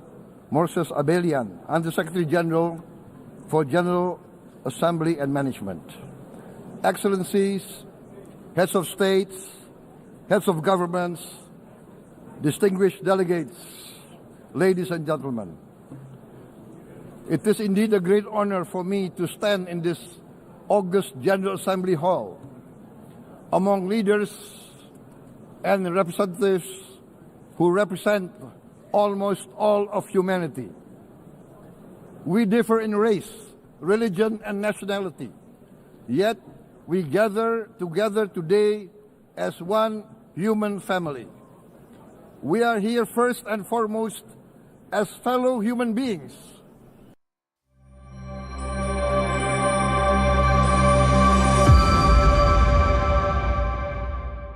Ladies and gentlemen, welcome to Rafiki Broadcasting, the voice out of Africa. We are here at the Santon Convention Center, where we are attending the exhibition on organic and natural, where companies are here to showcase their creativity and their business skills. And so we are here, small, big companies are displaying a range of products that are mostly organic, or should I say that are organic. So we are talking about health. So this is a health product. And in this booth, we are visiting one of the companies. It's the Aloe Difric. It's a company that extracts chemical ingredient from the aloe veros. So she will tell us why aloe veros, and from there she formulates this range of products that you see here. And yes, so we are here. Joining us is Mimi. So as you follow me, Mimi, how are you doing, Mimi? I'm very well, thank you. How are you? I'm very well. So please tell us, first of all, why Aloe Difric?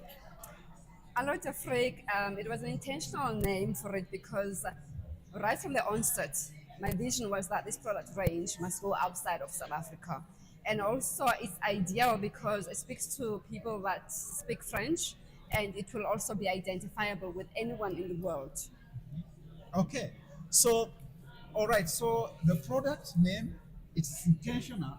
She wants to target not only the English community but also the Franco, so that is the French-speaking community. So yes, uh, tell us, how is the product? How did you come with the formulation of this product? Okay, so just post my MBA, I was looking for purpose. I wanted something that will allow me to plow back into my rural community where I come from, outside of King Williamstown in the Eastern Cape.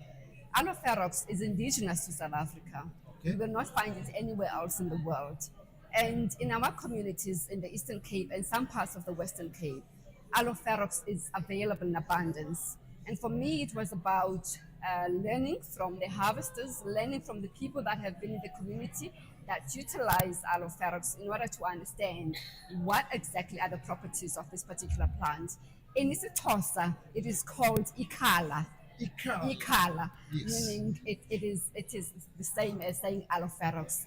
So for me, it was about how do I actually utilize this plant in such a way that we can have beneficiation in the very same communities that I grew up in. And so when we started with the research in terms of finding out exactly what are some of the properties that are actually that come out of this plant.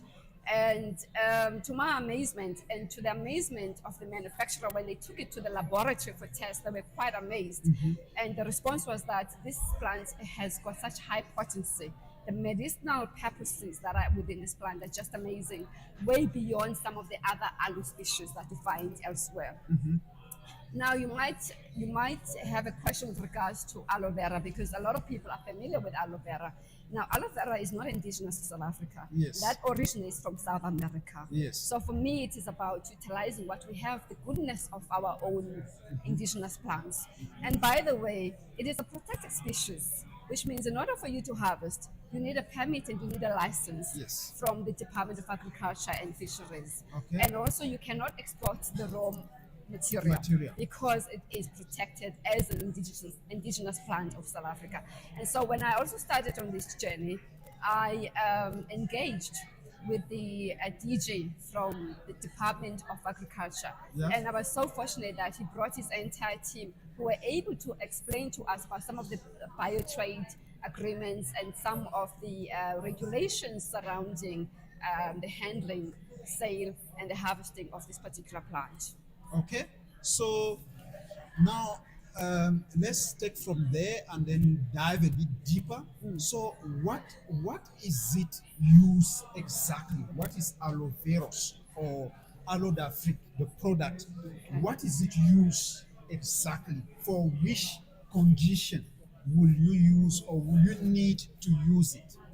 The interesting thing about aloe ferox is that it's so versatile. So it can be used, you can ingest it, it can also be used on the skin. It can be used also for treating animals.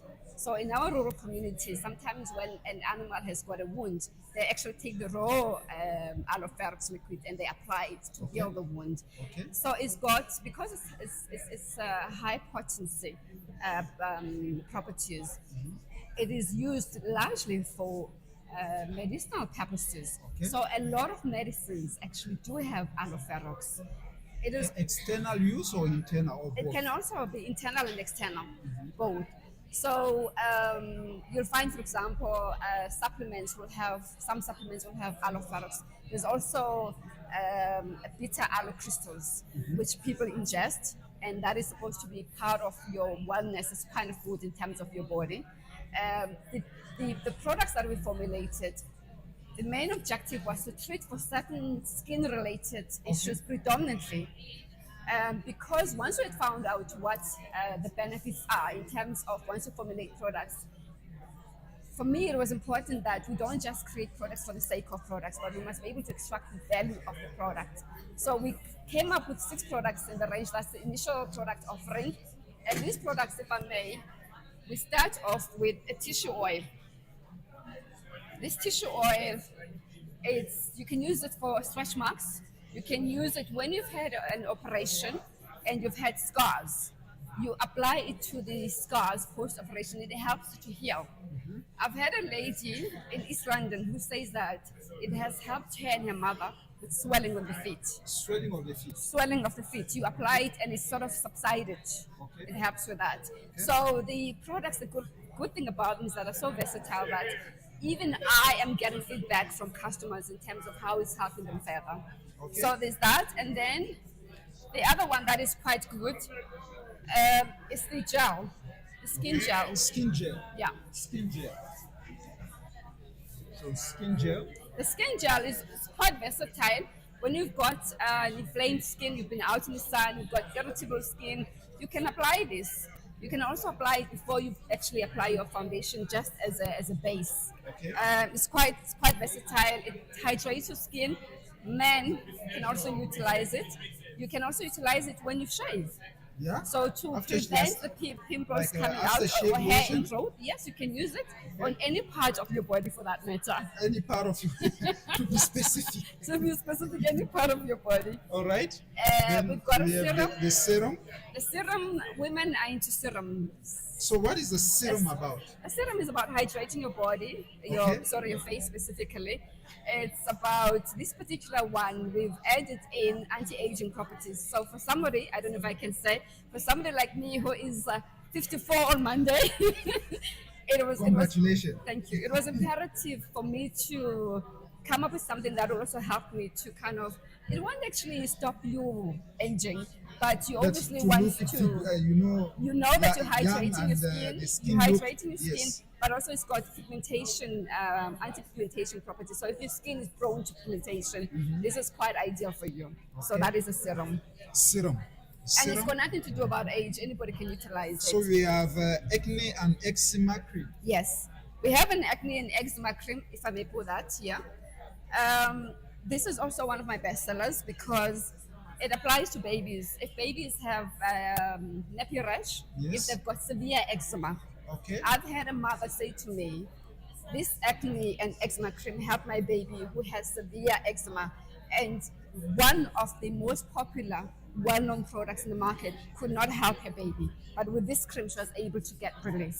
Okay. Now, adults can also utilize it. Sometimes we have acne on our skin as adults. Very ideal. And some people have also said that for their pigmentation, it also kind of helps as well. Okay. And you only need a very small amount of it in order for it to be effective. Yeah, I was about to ask, what's the dosage? No, so just a little bit of it. And now, if I may, because you're treating for an ailment on the skin, eczema on the skin in particular, I recommend you use it in conjunction with our facial wash. Because you prepare your skin, you cleanse the skin, you give it that natural kind of feel base before you can apply any product. So this is kind of ideal, but it's also nice for removing makeup. Okay. So you can remove makeup to clean the skin. To open the pores, you don't need to actually use 3 steps and add 3 products in order to actually clean off your makeup. Okay. So this product will actually do the job. So ideally this works well with that. It works well with the serum as well, but also just for general everyday use. Small amount of it, and you apply it to your face. You wash, you feel hydrated and clean. Okay.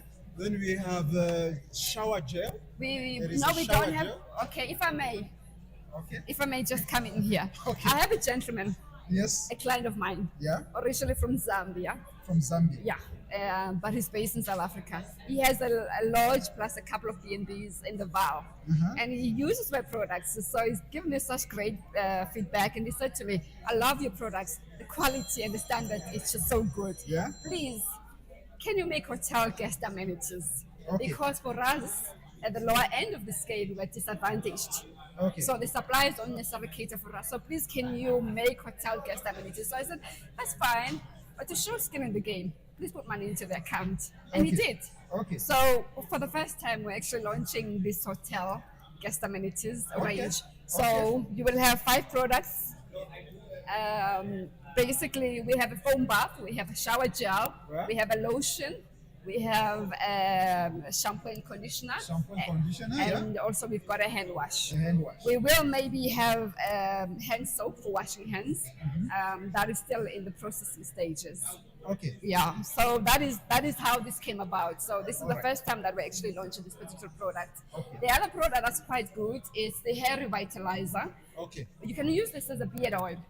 Okay. Yeah, so it's for the hair. Nourish your hair, nourish your scalp. If you've got So some of us dandruff, we are having issues with our hair. It's Yeah. like if you've got dandruff and dry scalp, flaky scalp, this not is for what hair growth. it will assist to nourish your hair. Some of us who are losing it. You might have to go and see a specialist for that. I don't want to make promises. So you can utilize that, but you can also utilize it as a beard oil. Okay. The beautiful thing about these products is that they don't leave any residue on the skin. You know, sometimes you apply a product Yes. and you feel it's irritating the skin because it's like gelish or it's leaving Yes, a yes, residue. yes. These products don't. When you apply them, they sink into the skin. And all of the products here are 100% natural. Okay. So if you are into natural and you hate chemicals, additives, and things like that, so Aloe d'Afrique is a go-to company for you. So tell us about sustainability. So, so first of all, you said the plants are harvested. So so how are they sustainable? So Aloe Ferox generally has a long lifespan. Okay.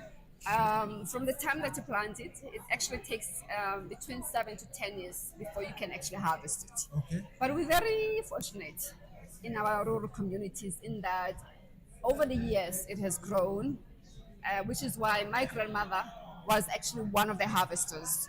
And so for me, this is about plowing back into these rural communities where I come from. My grandmother was a harvester, and for me, it was also about, it cannot be that with the education that I have been given and experience that I have been given in whatever field, it cannot be that we still have people that are harvesting and there's no beneficiation in our communities. So it was very important for me. And the fact that the plant still exists more than 50 years since I was born, and I'm sure for many generations to come, it will still be there. So the good thing is that organizations or departments like the Department of Agriculture and Fisheries, your African Biotrade, they're very particular about protecting the species. Yes. So when we have villages that are harvesting the plant, they bring in teams of people to actually show them how to harvest sustainably, so that for future generations, the plant would still be there. It grows. It grows in our communal land, and in order for me to be able to harvest it or to even trade it in the plant or the raw material, I have to have a permit. Yeah. And that's about protecting our species. That's about complying with some of the regulations that apply to indigenous plants, not just in South Africa, but in the whole world. So it's sustainable because it grows naturally, and yes, it's got longevity, but it's also about how do people take care of their own plants in their backyard. So what is the shelf life of the product? So because I believe you don't use any additive or what you call it? Preservative to keep it longer on the shelf. So how do you? So what we've done in the laboratory, when they got the raw material, which is the liquid, they do utilize a natural preservative to keep it. And because of the high potency of Aloe Ferox, very little of it goes into the formulation.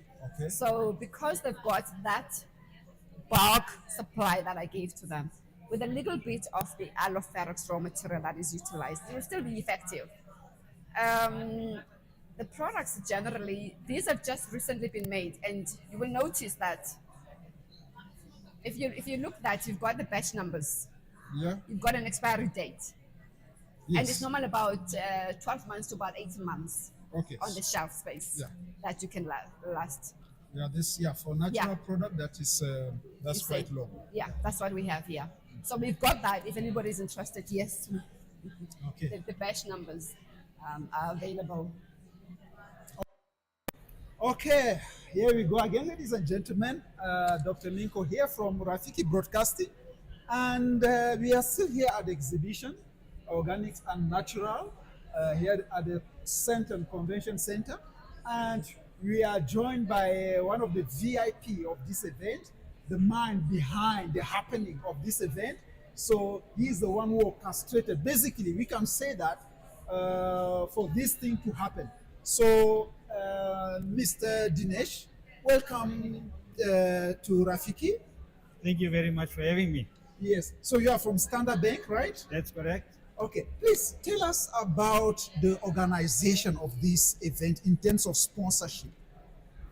Yeah, so maybe I'll take it a few steps back. Okay. So it's not the first year that we're sponsoring this event. Yeah. We also have been a sponsor last year. Yeah. There's two legs of this event. There's one held in Cape Town and one in Johannesburg. Yes. The one in Cape Town was held earlier this year in March, which was also a great success. Yeah. And as you can see, or hear, if I can call it that there are many exhibitors here, there are many consumers here, and it's the second leg for our Joburg event. Okay. And yeah, so I think the success of this, just to tell you, I mean, participating in this event is really to help small businesses grow, Yeah. make them, support them to get access to markets, to really make sure that they're able to sustain their businesses, to network, to find maybe buyers, but also to buy probably or find other markets out there, and they Yes. may be able to network with other businesses out here to find other markets. Yeah. And I think for us, the importance at Standard Bank is to say,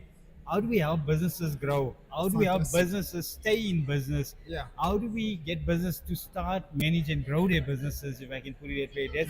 That's part of what we want to do. As we all know, small businesses are the lifeblood of the economy, Indeed. based on the economic contribution, but also based on the employment they provide for the country. Okay. Yeah, thank you very much about that. So we know this event is held usually it's held every year, right? So for someone who wants to exhibit and doesn't know how to go about, is there in terms of sponsorship? So how does Standard Bank goes about sponsoring small businesses? What provision is there for Standard Bank in terms of supporting small enterprises? Yeah, so basically at this expo, supporting small enterprises, we've actually purchased 12 stands, which we have actually given to our small business clients and said, you don't have to pay for a stand. Okay. We're supporting you, come, just set up, sell your product, talk about your product. So really supporting small businesses by helping them not having to have that cost burden. Small businesses look at convenience, they look at cost-effective ways of doing it. So Standard Bank's contribution is to say, how do we help those small businesses that cannot afford it, Okay. and supply them with a stand where they can come and present their Their business product, and their actually business. sell. Yes. Yeah. So now, for someone who hear this message, maybe for the first time, and say, I want to take advantage of this initiative, or next year I also want to participate. What is the channel for that person to go through? What's the channel? How should the person go about? So we send communication to all our clients in Standard Bank, and we will give them the contact details to contact us via email or telephone, and that we do every year. So I cannot quote any numbers now in case things change for next year, but definitely we will provide them with contact details to get in touch with us, to get in touch with the expo organizers as well, to see how we can set up, because they need to obviously complete certain documentation as applying for participation and to be part of the expo, and for us to see how we can support them and help them to be part of the expo. Okay, so and how long is that process? Well, that process is, look, I mean, we had most clients that provided their details.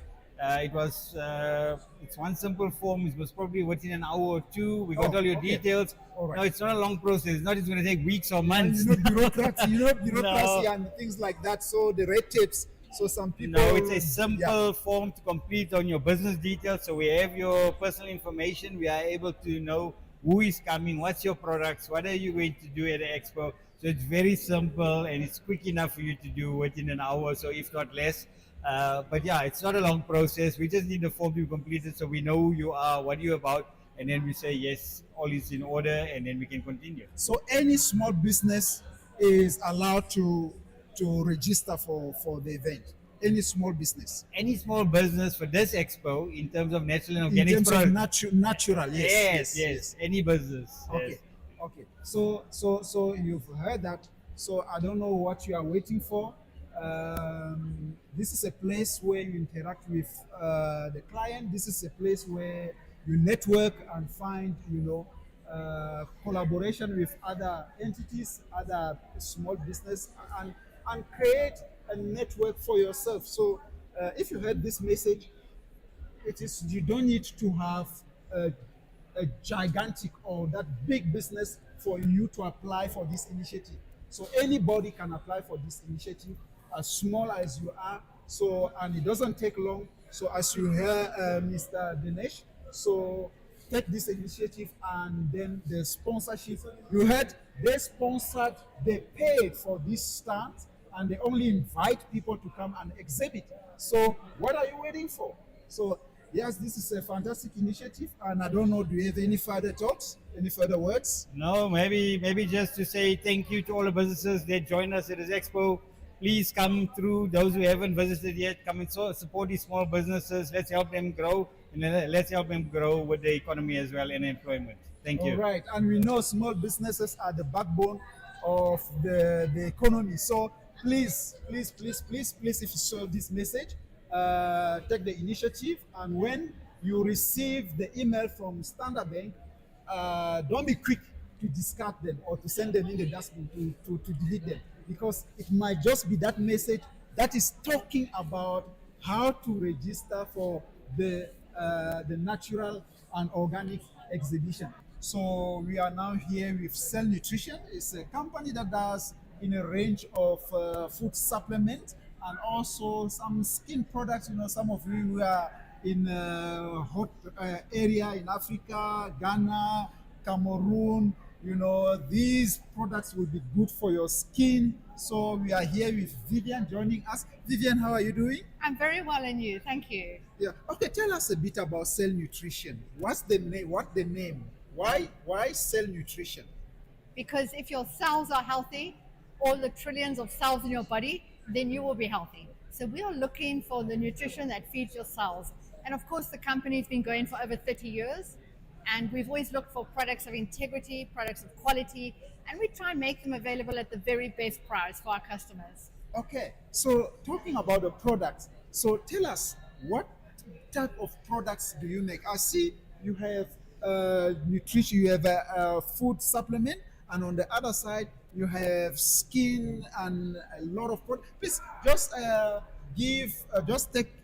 just highlight the viewers on the range of products that Cell Nutrition produces. Yeah, we have about very close to 1,000 products, but I'm just going to mention a few which are really quite exceptional. Many of us have been looking for a really good deodorant for a long time because you can't use chemicals anymore under your arms. It's bad. It gets into your lymph system.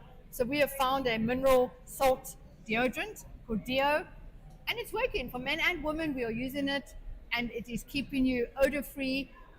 It's working with the microbiome so that you don't have bad bacteria growing under your arms causing a bad smell. So this is a wonderful one as well. Also talking about just body care generally, we have the Kigelia gel, and this is of course many of our African friends will know that there's a tree called the Kigelia africana tree, also called the sausage tree in common language. And this is that the one there in the glass? No, that's a different one. And this one is an extract from the sausage tree, and it is nature. It's God's answer to sun damage. Sun damage? Yeah, so if you have sun damage on your skin, even if it's causing could become a skin cancer, you put this one on 6 or 7 times a day, and within a week or two, it's gone. The mark is gone, the possible skin cancer is gone. So it's a very, very wonderful product for sun damage and protecting against possible sun damage and skin cancer. And all that is natural. 100% God-made from nature, wonderful plants that God has made for us to use. Okay, Kigelia gel. Okay. And then we have this one, which is that one that you see over there, from the reishi mushroom.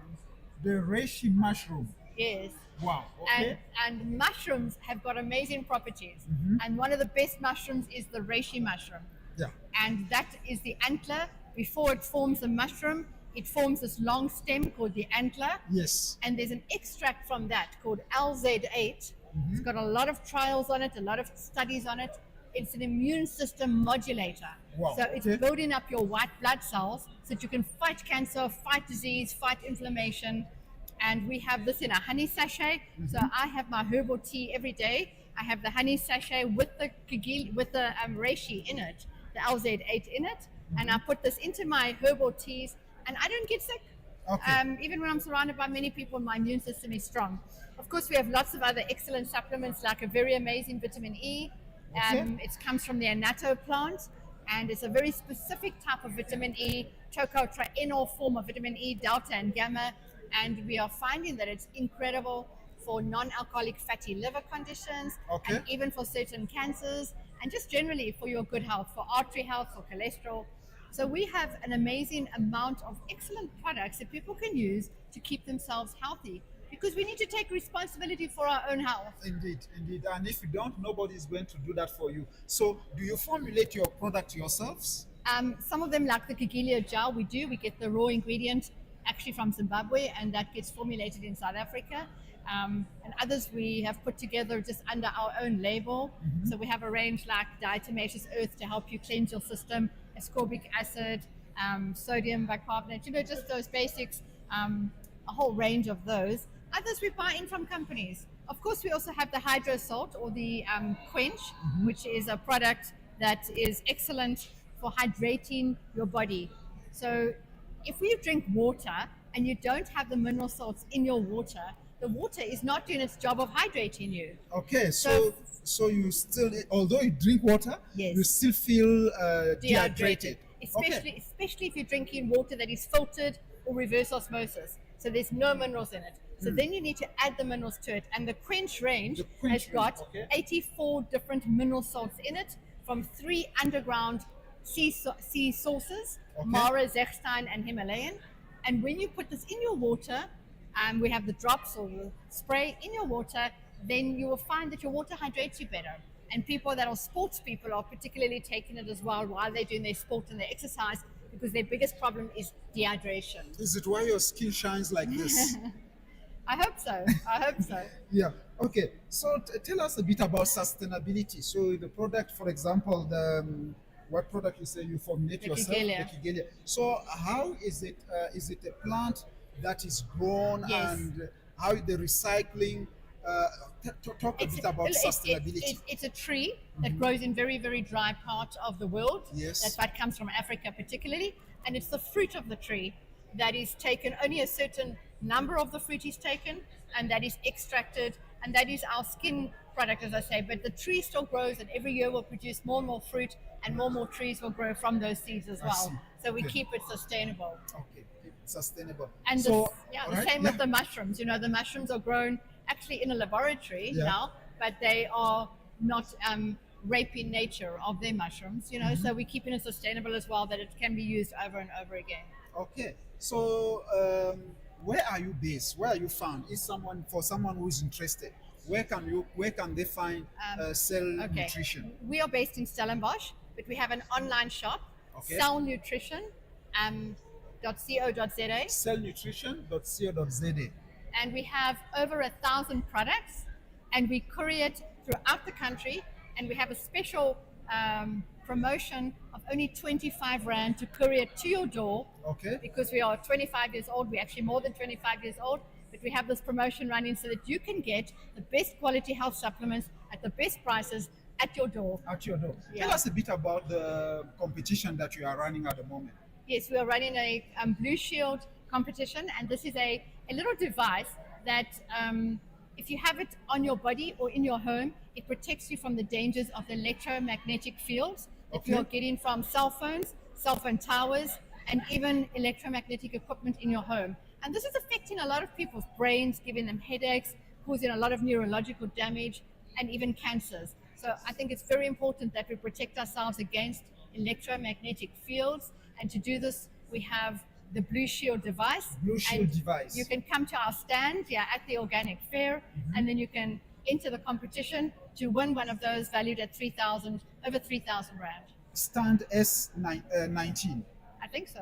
I'm not sure. S19. So I believe stand S19. So if you're struggling with headache and you don't know the cause of the headache, it might just be those EM radiation, EM field from the phone. So try that Blue Shield device, and you might get relief from it. So, ladies and gentlemen, do you have any other words that you want to say to the audience? Some of them that might become your clients, we don't know. Yeah, you're very welcome to come and visit us. We'd love to meet you. We also distribute a range of products to health shops, and we have our own health shop. But come and meet us, and remember that health is your responsibility. Health, it's your responsibility. We cannot emphasize it more. So you are responsible for your own health. You need to look after it. So thank you. This is Cell Nutrition here at the exhibition, and you can see all range of product, food supplement and skin product. So if you're interested, check in the description box and you'll find all the necessary information. We are joining Neolumo, and we are with the precious one. We are with the precious one. So yes, so the company is all about skincare, and they're going to tell us a bit more what exactly do they do, the range of the products and things like that. So Precious, how are you? I'm well, and how are you, sir? Fantastic. I'm always fine, 100%. Perfect. Okay, tell us, why Neolumo? Okay, the product is original from the Netherlands. Yeah. So everything is done there, and that's the brand name that they have, right? In Netherlands? Yes, in the Netherlands. Okay. So we thought it was going to be a beautiful thing for us as well as South Africans to have products from the Netherlands. We don't only sell products from the Netherlands as well. We also have our own brands from products from South Africa. Okay. Yes. Okay. So in terms of those products, what do they do exactly? Okay, can I show you? Yeah, of course. Okay, so this is, come closer because I'm gonna need one of your wrists. So this is the purifying peeling gel. Guys, here we go again.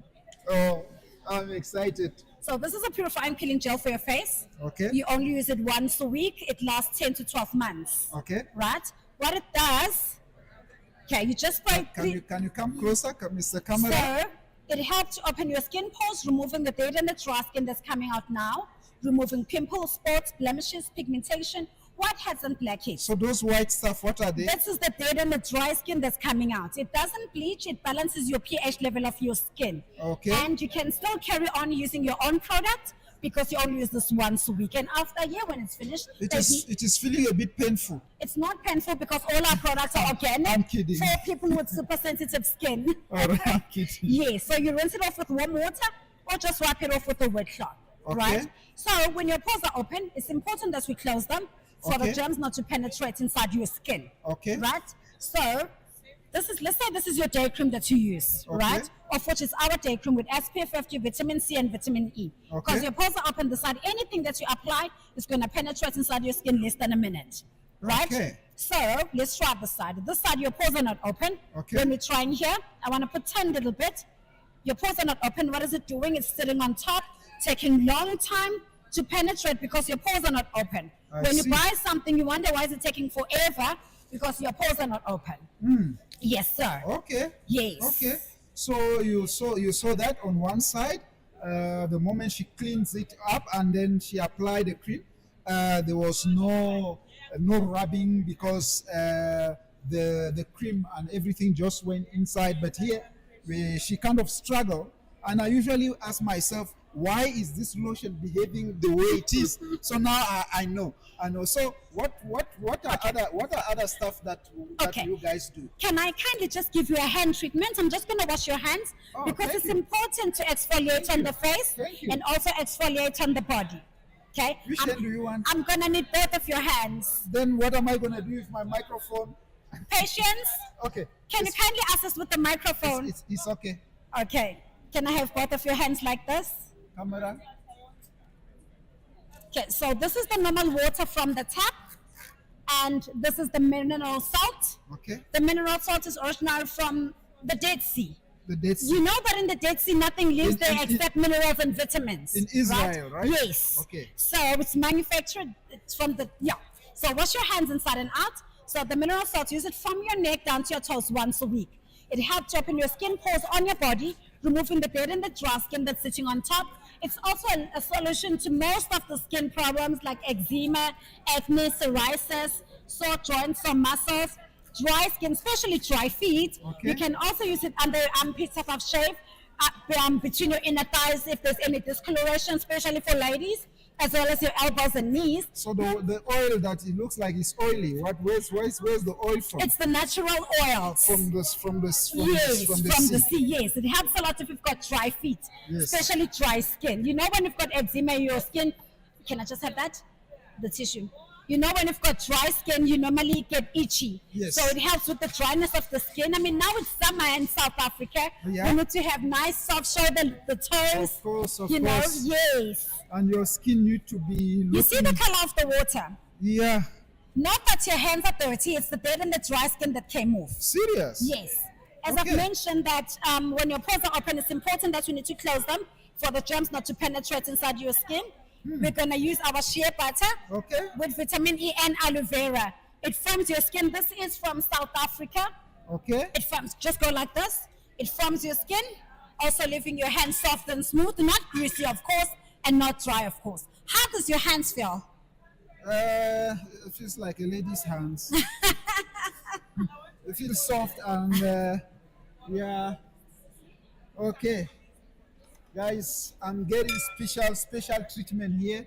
So as you can see, those are the benefits of being a part of the media. You get those free treatment.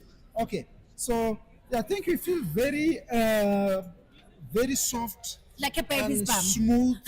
Yeah, exactly.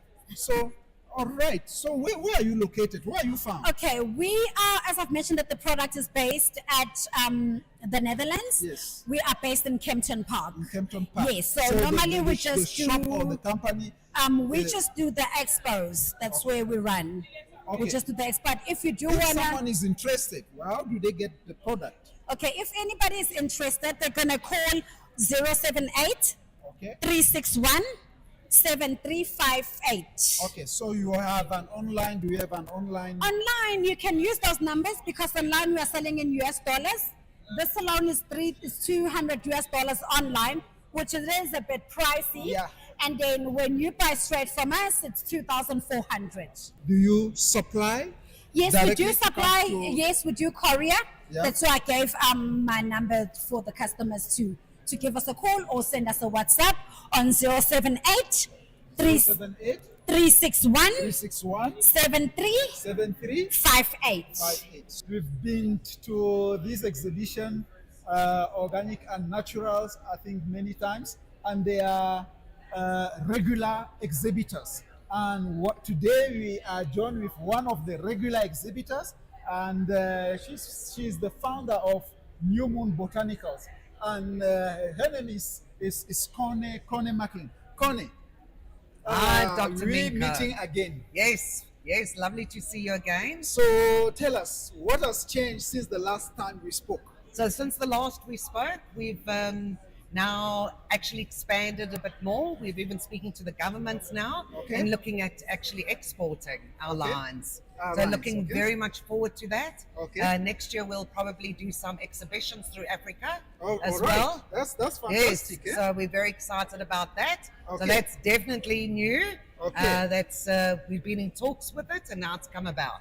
Okay, if you don't know anything about New Moon Botanicals, so please, the link, watch this interview here where she talks about the company. So New Moon Botanicals means a company that produces a product, a health product year round to help you to alleviate some of your condition. And today she wants to talk about one of the new product line. It's not actually new, so it is one of the products she's been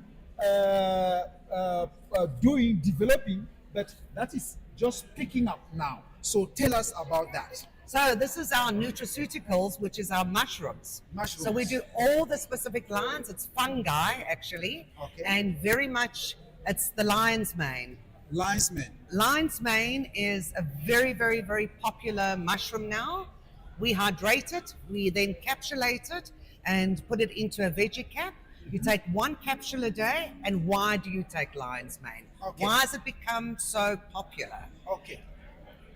So, tell us about that. So, why is lion's mane popular, and why is there any reason why you think in previous years it didn't pick up, and then suddenly people now start getting interested in lion's mane? So people are far more conscious of their health, you know, especially why they're getting such high anxiety, why the stress levels, the cortisol levels have all pushed up, and starting looking around and seeing more alternative products and plants that actually can help us.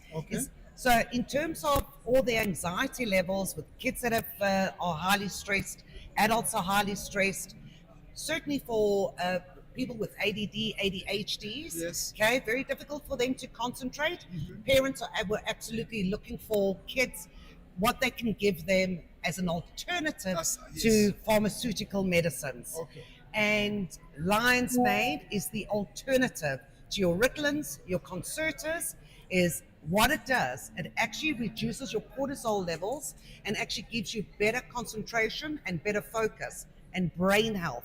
It oxygenates the blood cells and actually allows you to much calmer. It regulates the body correctly, and it functions the body in such a way that you don't have a fight and flight. It actually brings it down quite well. Without cutting, you even notice that kids today, they are hyperactive. Well, it's all the technology as well.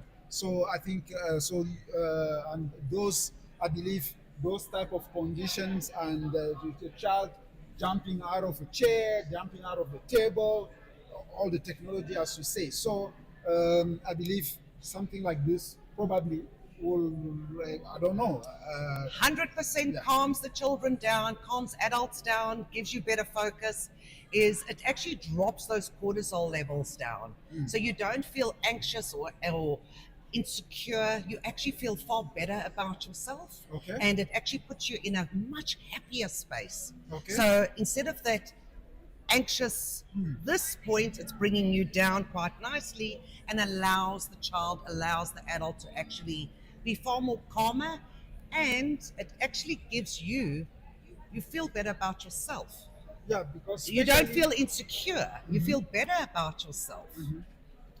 Because the reason why we talk about this product is because we live in the world that is as fast as a Ferrari today, and the insecurity, there is the stress level is so high, the depression level is so high. Parents are insecure, children at school are insecure, everybody is insecure.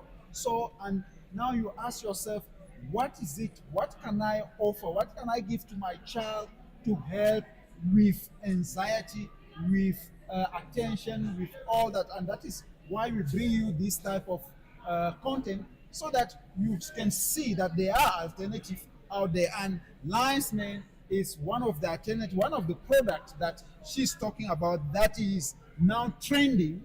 That is trending. Many people are asking, many people are sending the inquiry, they are calling, asking for this specific product. So I don't know if you are in that category where your child needs something, some alternative. Maybe it is time for you to call the New Moon Botanicals. The New Moon Botanicals. The number is there somewhere in the description box.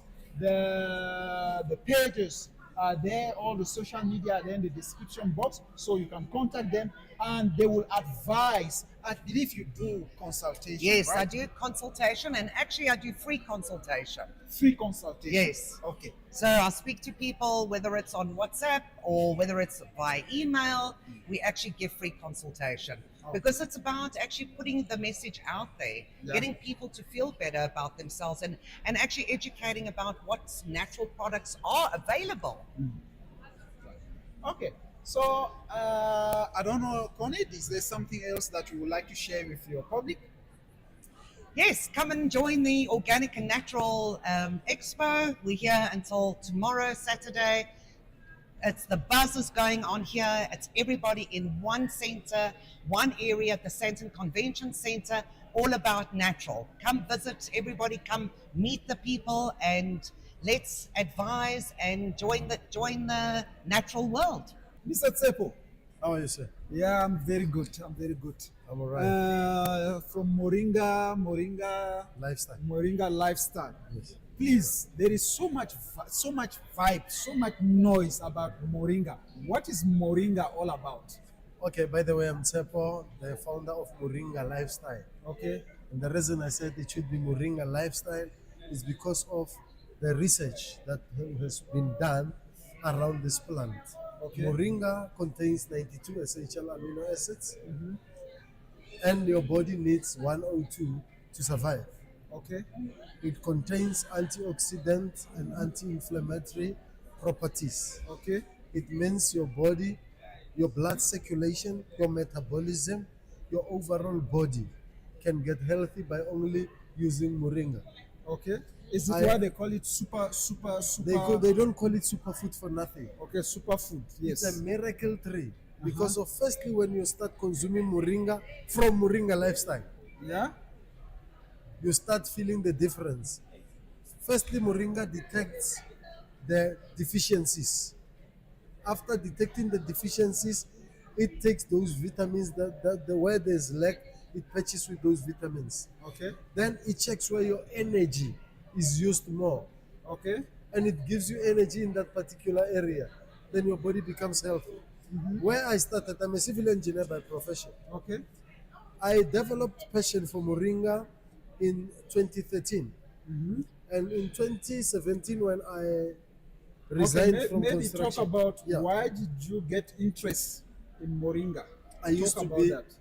I'm from a family that has asthmatic family. Asthmatic family. It's a generational asthmatic problem. Okay, you yourself, you have asthma? I can say I used to have because I've been So treated you in years. you overcame your asthma. I overcame my asthma problem. Okay. And the other thing, I used to be overweight. Okay. Meaning I was weighing 135. Are you serious? I'm serious. Now I'm weighing 90. Wow. And the other thing is, I used to have a very big pot belly. By using moringa, it speeds up your metabolism, it increases your digestion, and your body functions very well. As you can see, my skin glows. Yeah. Because of it nourishes your skin and your hair. It has. But you don't have hair.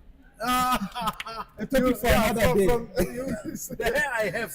You can see from the hair I have. you Yes. know, the beard tells the story. Yeah, it tells You the understand? story. Yeah, it Yes, shines. so Yes. the moringa lifestyle product, we desire that every family should use this product from the kids from the age of 6 months. Okay. Because of it boosts their mental stability. Acuity, yeah. Okay. Yes, it has omega 3, 6, and 9. Yeah. Omega is food for your brain. Yeah. You understand? So you should actually have this thing in your houses. Put it everywhere you eat. But it's easy to say, but where do you find them? Moringa Lifestyle is online. www.moringalifestyle.co.za. Okay. So And then we are on all social platforms as Moringa Lifestyle RSA. okay. And That we is take Facebook and Instagram. Facebook, Instagram, X, TikTok. I speak a lot on TikTok. All right. And we have YouTube. All right, you have YouTube Yes. YouTube page. All right, Yes. all right. So now, because when you say every family should have it, there are some family that cannot afford certain product because of the price range. So how expensive or how affordable are your products? Okay, as Moringa Lifestyle, we farm through a network of backyard farmers. Okay. So we are trying to bridge the gap between the less privileged and the privileged. Okay. So the less privileged with land, we give them seeds to plant, we buy that raw materials from them. Now it's easy for them to access Moringa because of they give us raw material. In return, we can give them stock to resell. Okay. The product that they give raw materials to. And our product starts at a very low price of From 70 rand. 70 rand. All Yeah, right, South all right. African rand. I mean, in US dollars, I mean, it's incredible. It's actually nothing, man. That's nothing. Yeah. So now, when we talk about sustainability, how easy is it to plant or to grow moringa? Moringa grows in sub-Saharan areas, right?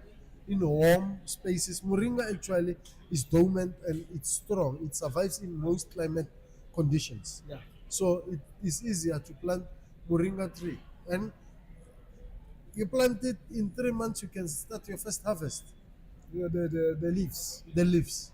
Okay. Yes. In a year, you can have your seeds. Okay. Yes. All right. All right. And what other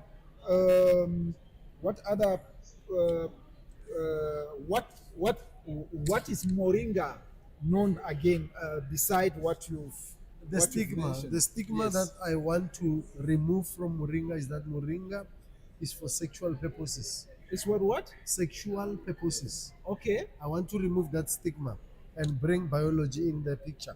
Okay. When you use moringa, it deals with your metabolism and your digestion system. Okay. It improves your blood circulation and your blood flow. Okay. And for certain things in your body to function, you need your blood circulation and your blood flow to be moving right. Then you are gonna have, you're not gonna have erectile issues. Okay. For men. So Okay. hence, why do I say we have to remove the stigma? Is because of people tend to make moringa something for men, while when women use it, they can easily get their fertility. They can easily get rid of period pains. Kids that are slow at school, they can easily start getting picking up faster. You know. So hence, I'm saying this is a family product. Okay. Yes, and if man wants to deal with those erectile dysfunctions, we have made herbs particularly to take care of men. To take care of men. Yeah, to ensure that the bedroom stays in balance. All right. When men are presidents. All right, men are presidents. It's a resurrect mixture. So there is the 6 o'clock ones. Resurrect mixture. The resurrect, is here. Don't sleep over 6 o'clock. Yes. No, the problem now is what is happening now. A lot of people, even women, they sit on a couch for long. Okay. Because of they know in the bedroom there's no spa. There's nothing. The husband is waking up at 4. The 12, woman, there's no 12 o'clock. 12 o'clock. There's no electricity. It's load shedding. Most homes are experiencing load shedding. Those homes that are experiencing load shedding, they should just jump into our online store and pick to bring the lights on. Okay, so there is ESCOM. ESCOM has been shedding load from a lot of men, and so if you want those lights to be restored, jump into the website. That's an interesting analogy. Yeah. So any further words for the viewers? No, all I can say is that when you buy products from businesses, more especially herbal producing businesses, don't support. Buy value for your money. Okay. To ensure that once one of my product is not working for you, you can easily come and criticize. And that criticism helps us to build, to become better people. Yeah. So if you buy with the reason of supporting, it makes it a bit not easy for you to come and complain because of you supported. Because you supported. Yes, but then when you buy value for your money, that changes the changes the narrative, yeah. mentality, and then you want to see the company grow. You want to see the Exactly. company improve, and Exactly. yes, so yeah, that makes sense. Yeah, so ladies and gentlemen, that is Moringa Lifestyle South Africa, and Tsepo has shared, the benefit of Moringa. We know it is believed to be a superfood. So yeah, so try it. If you haven't thought of Moringa, maybe we are here by Pro-Life Empowerment, a company that focuses on herbal remedies to take care of your condition, to take care of all those things that is affecting your productivity, for you to go out there to be, to be productive, to feel healthy, to feel good about yourself. So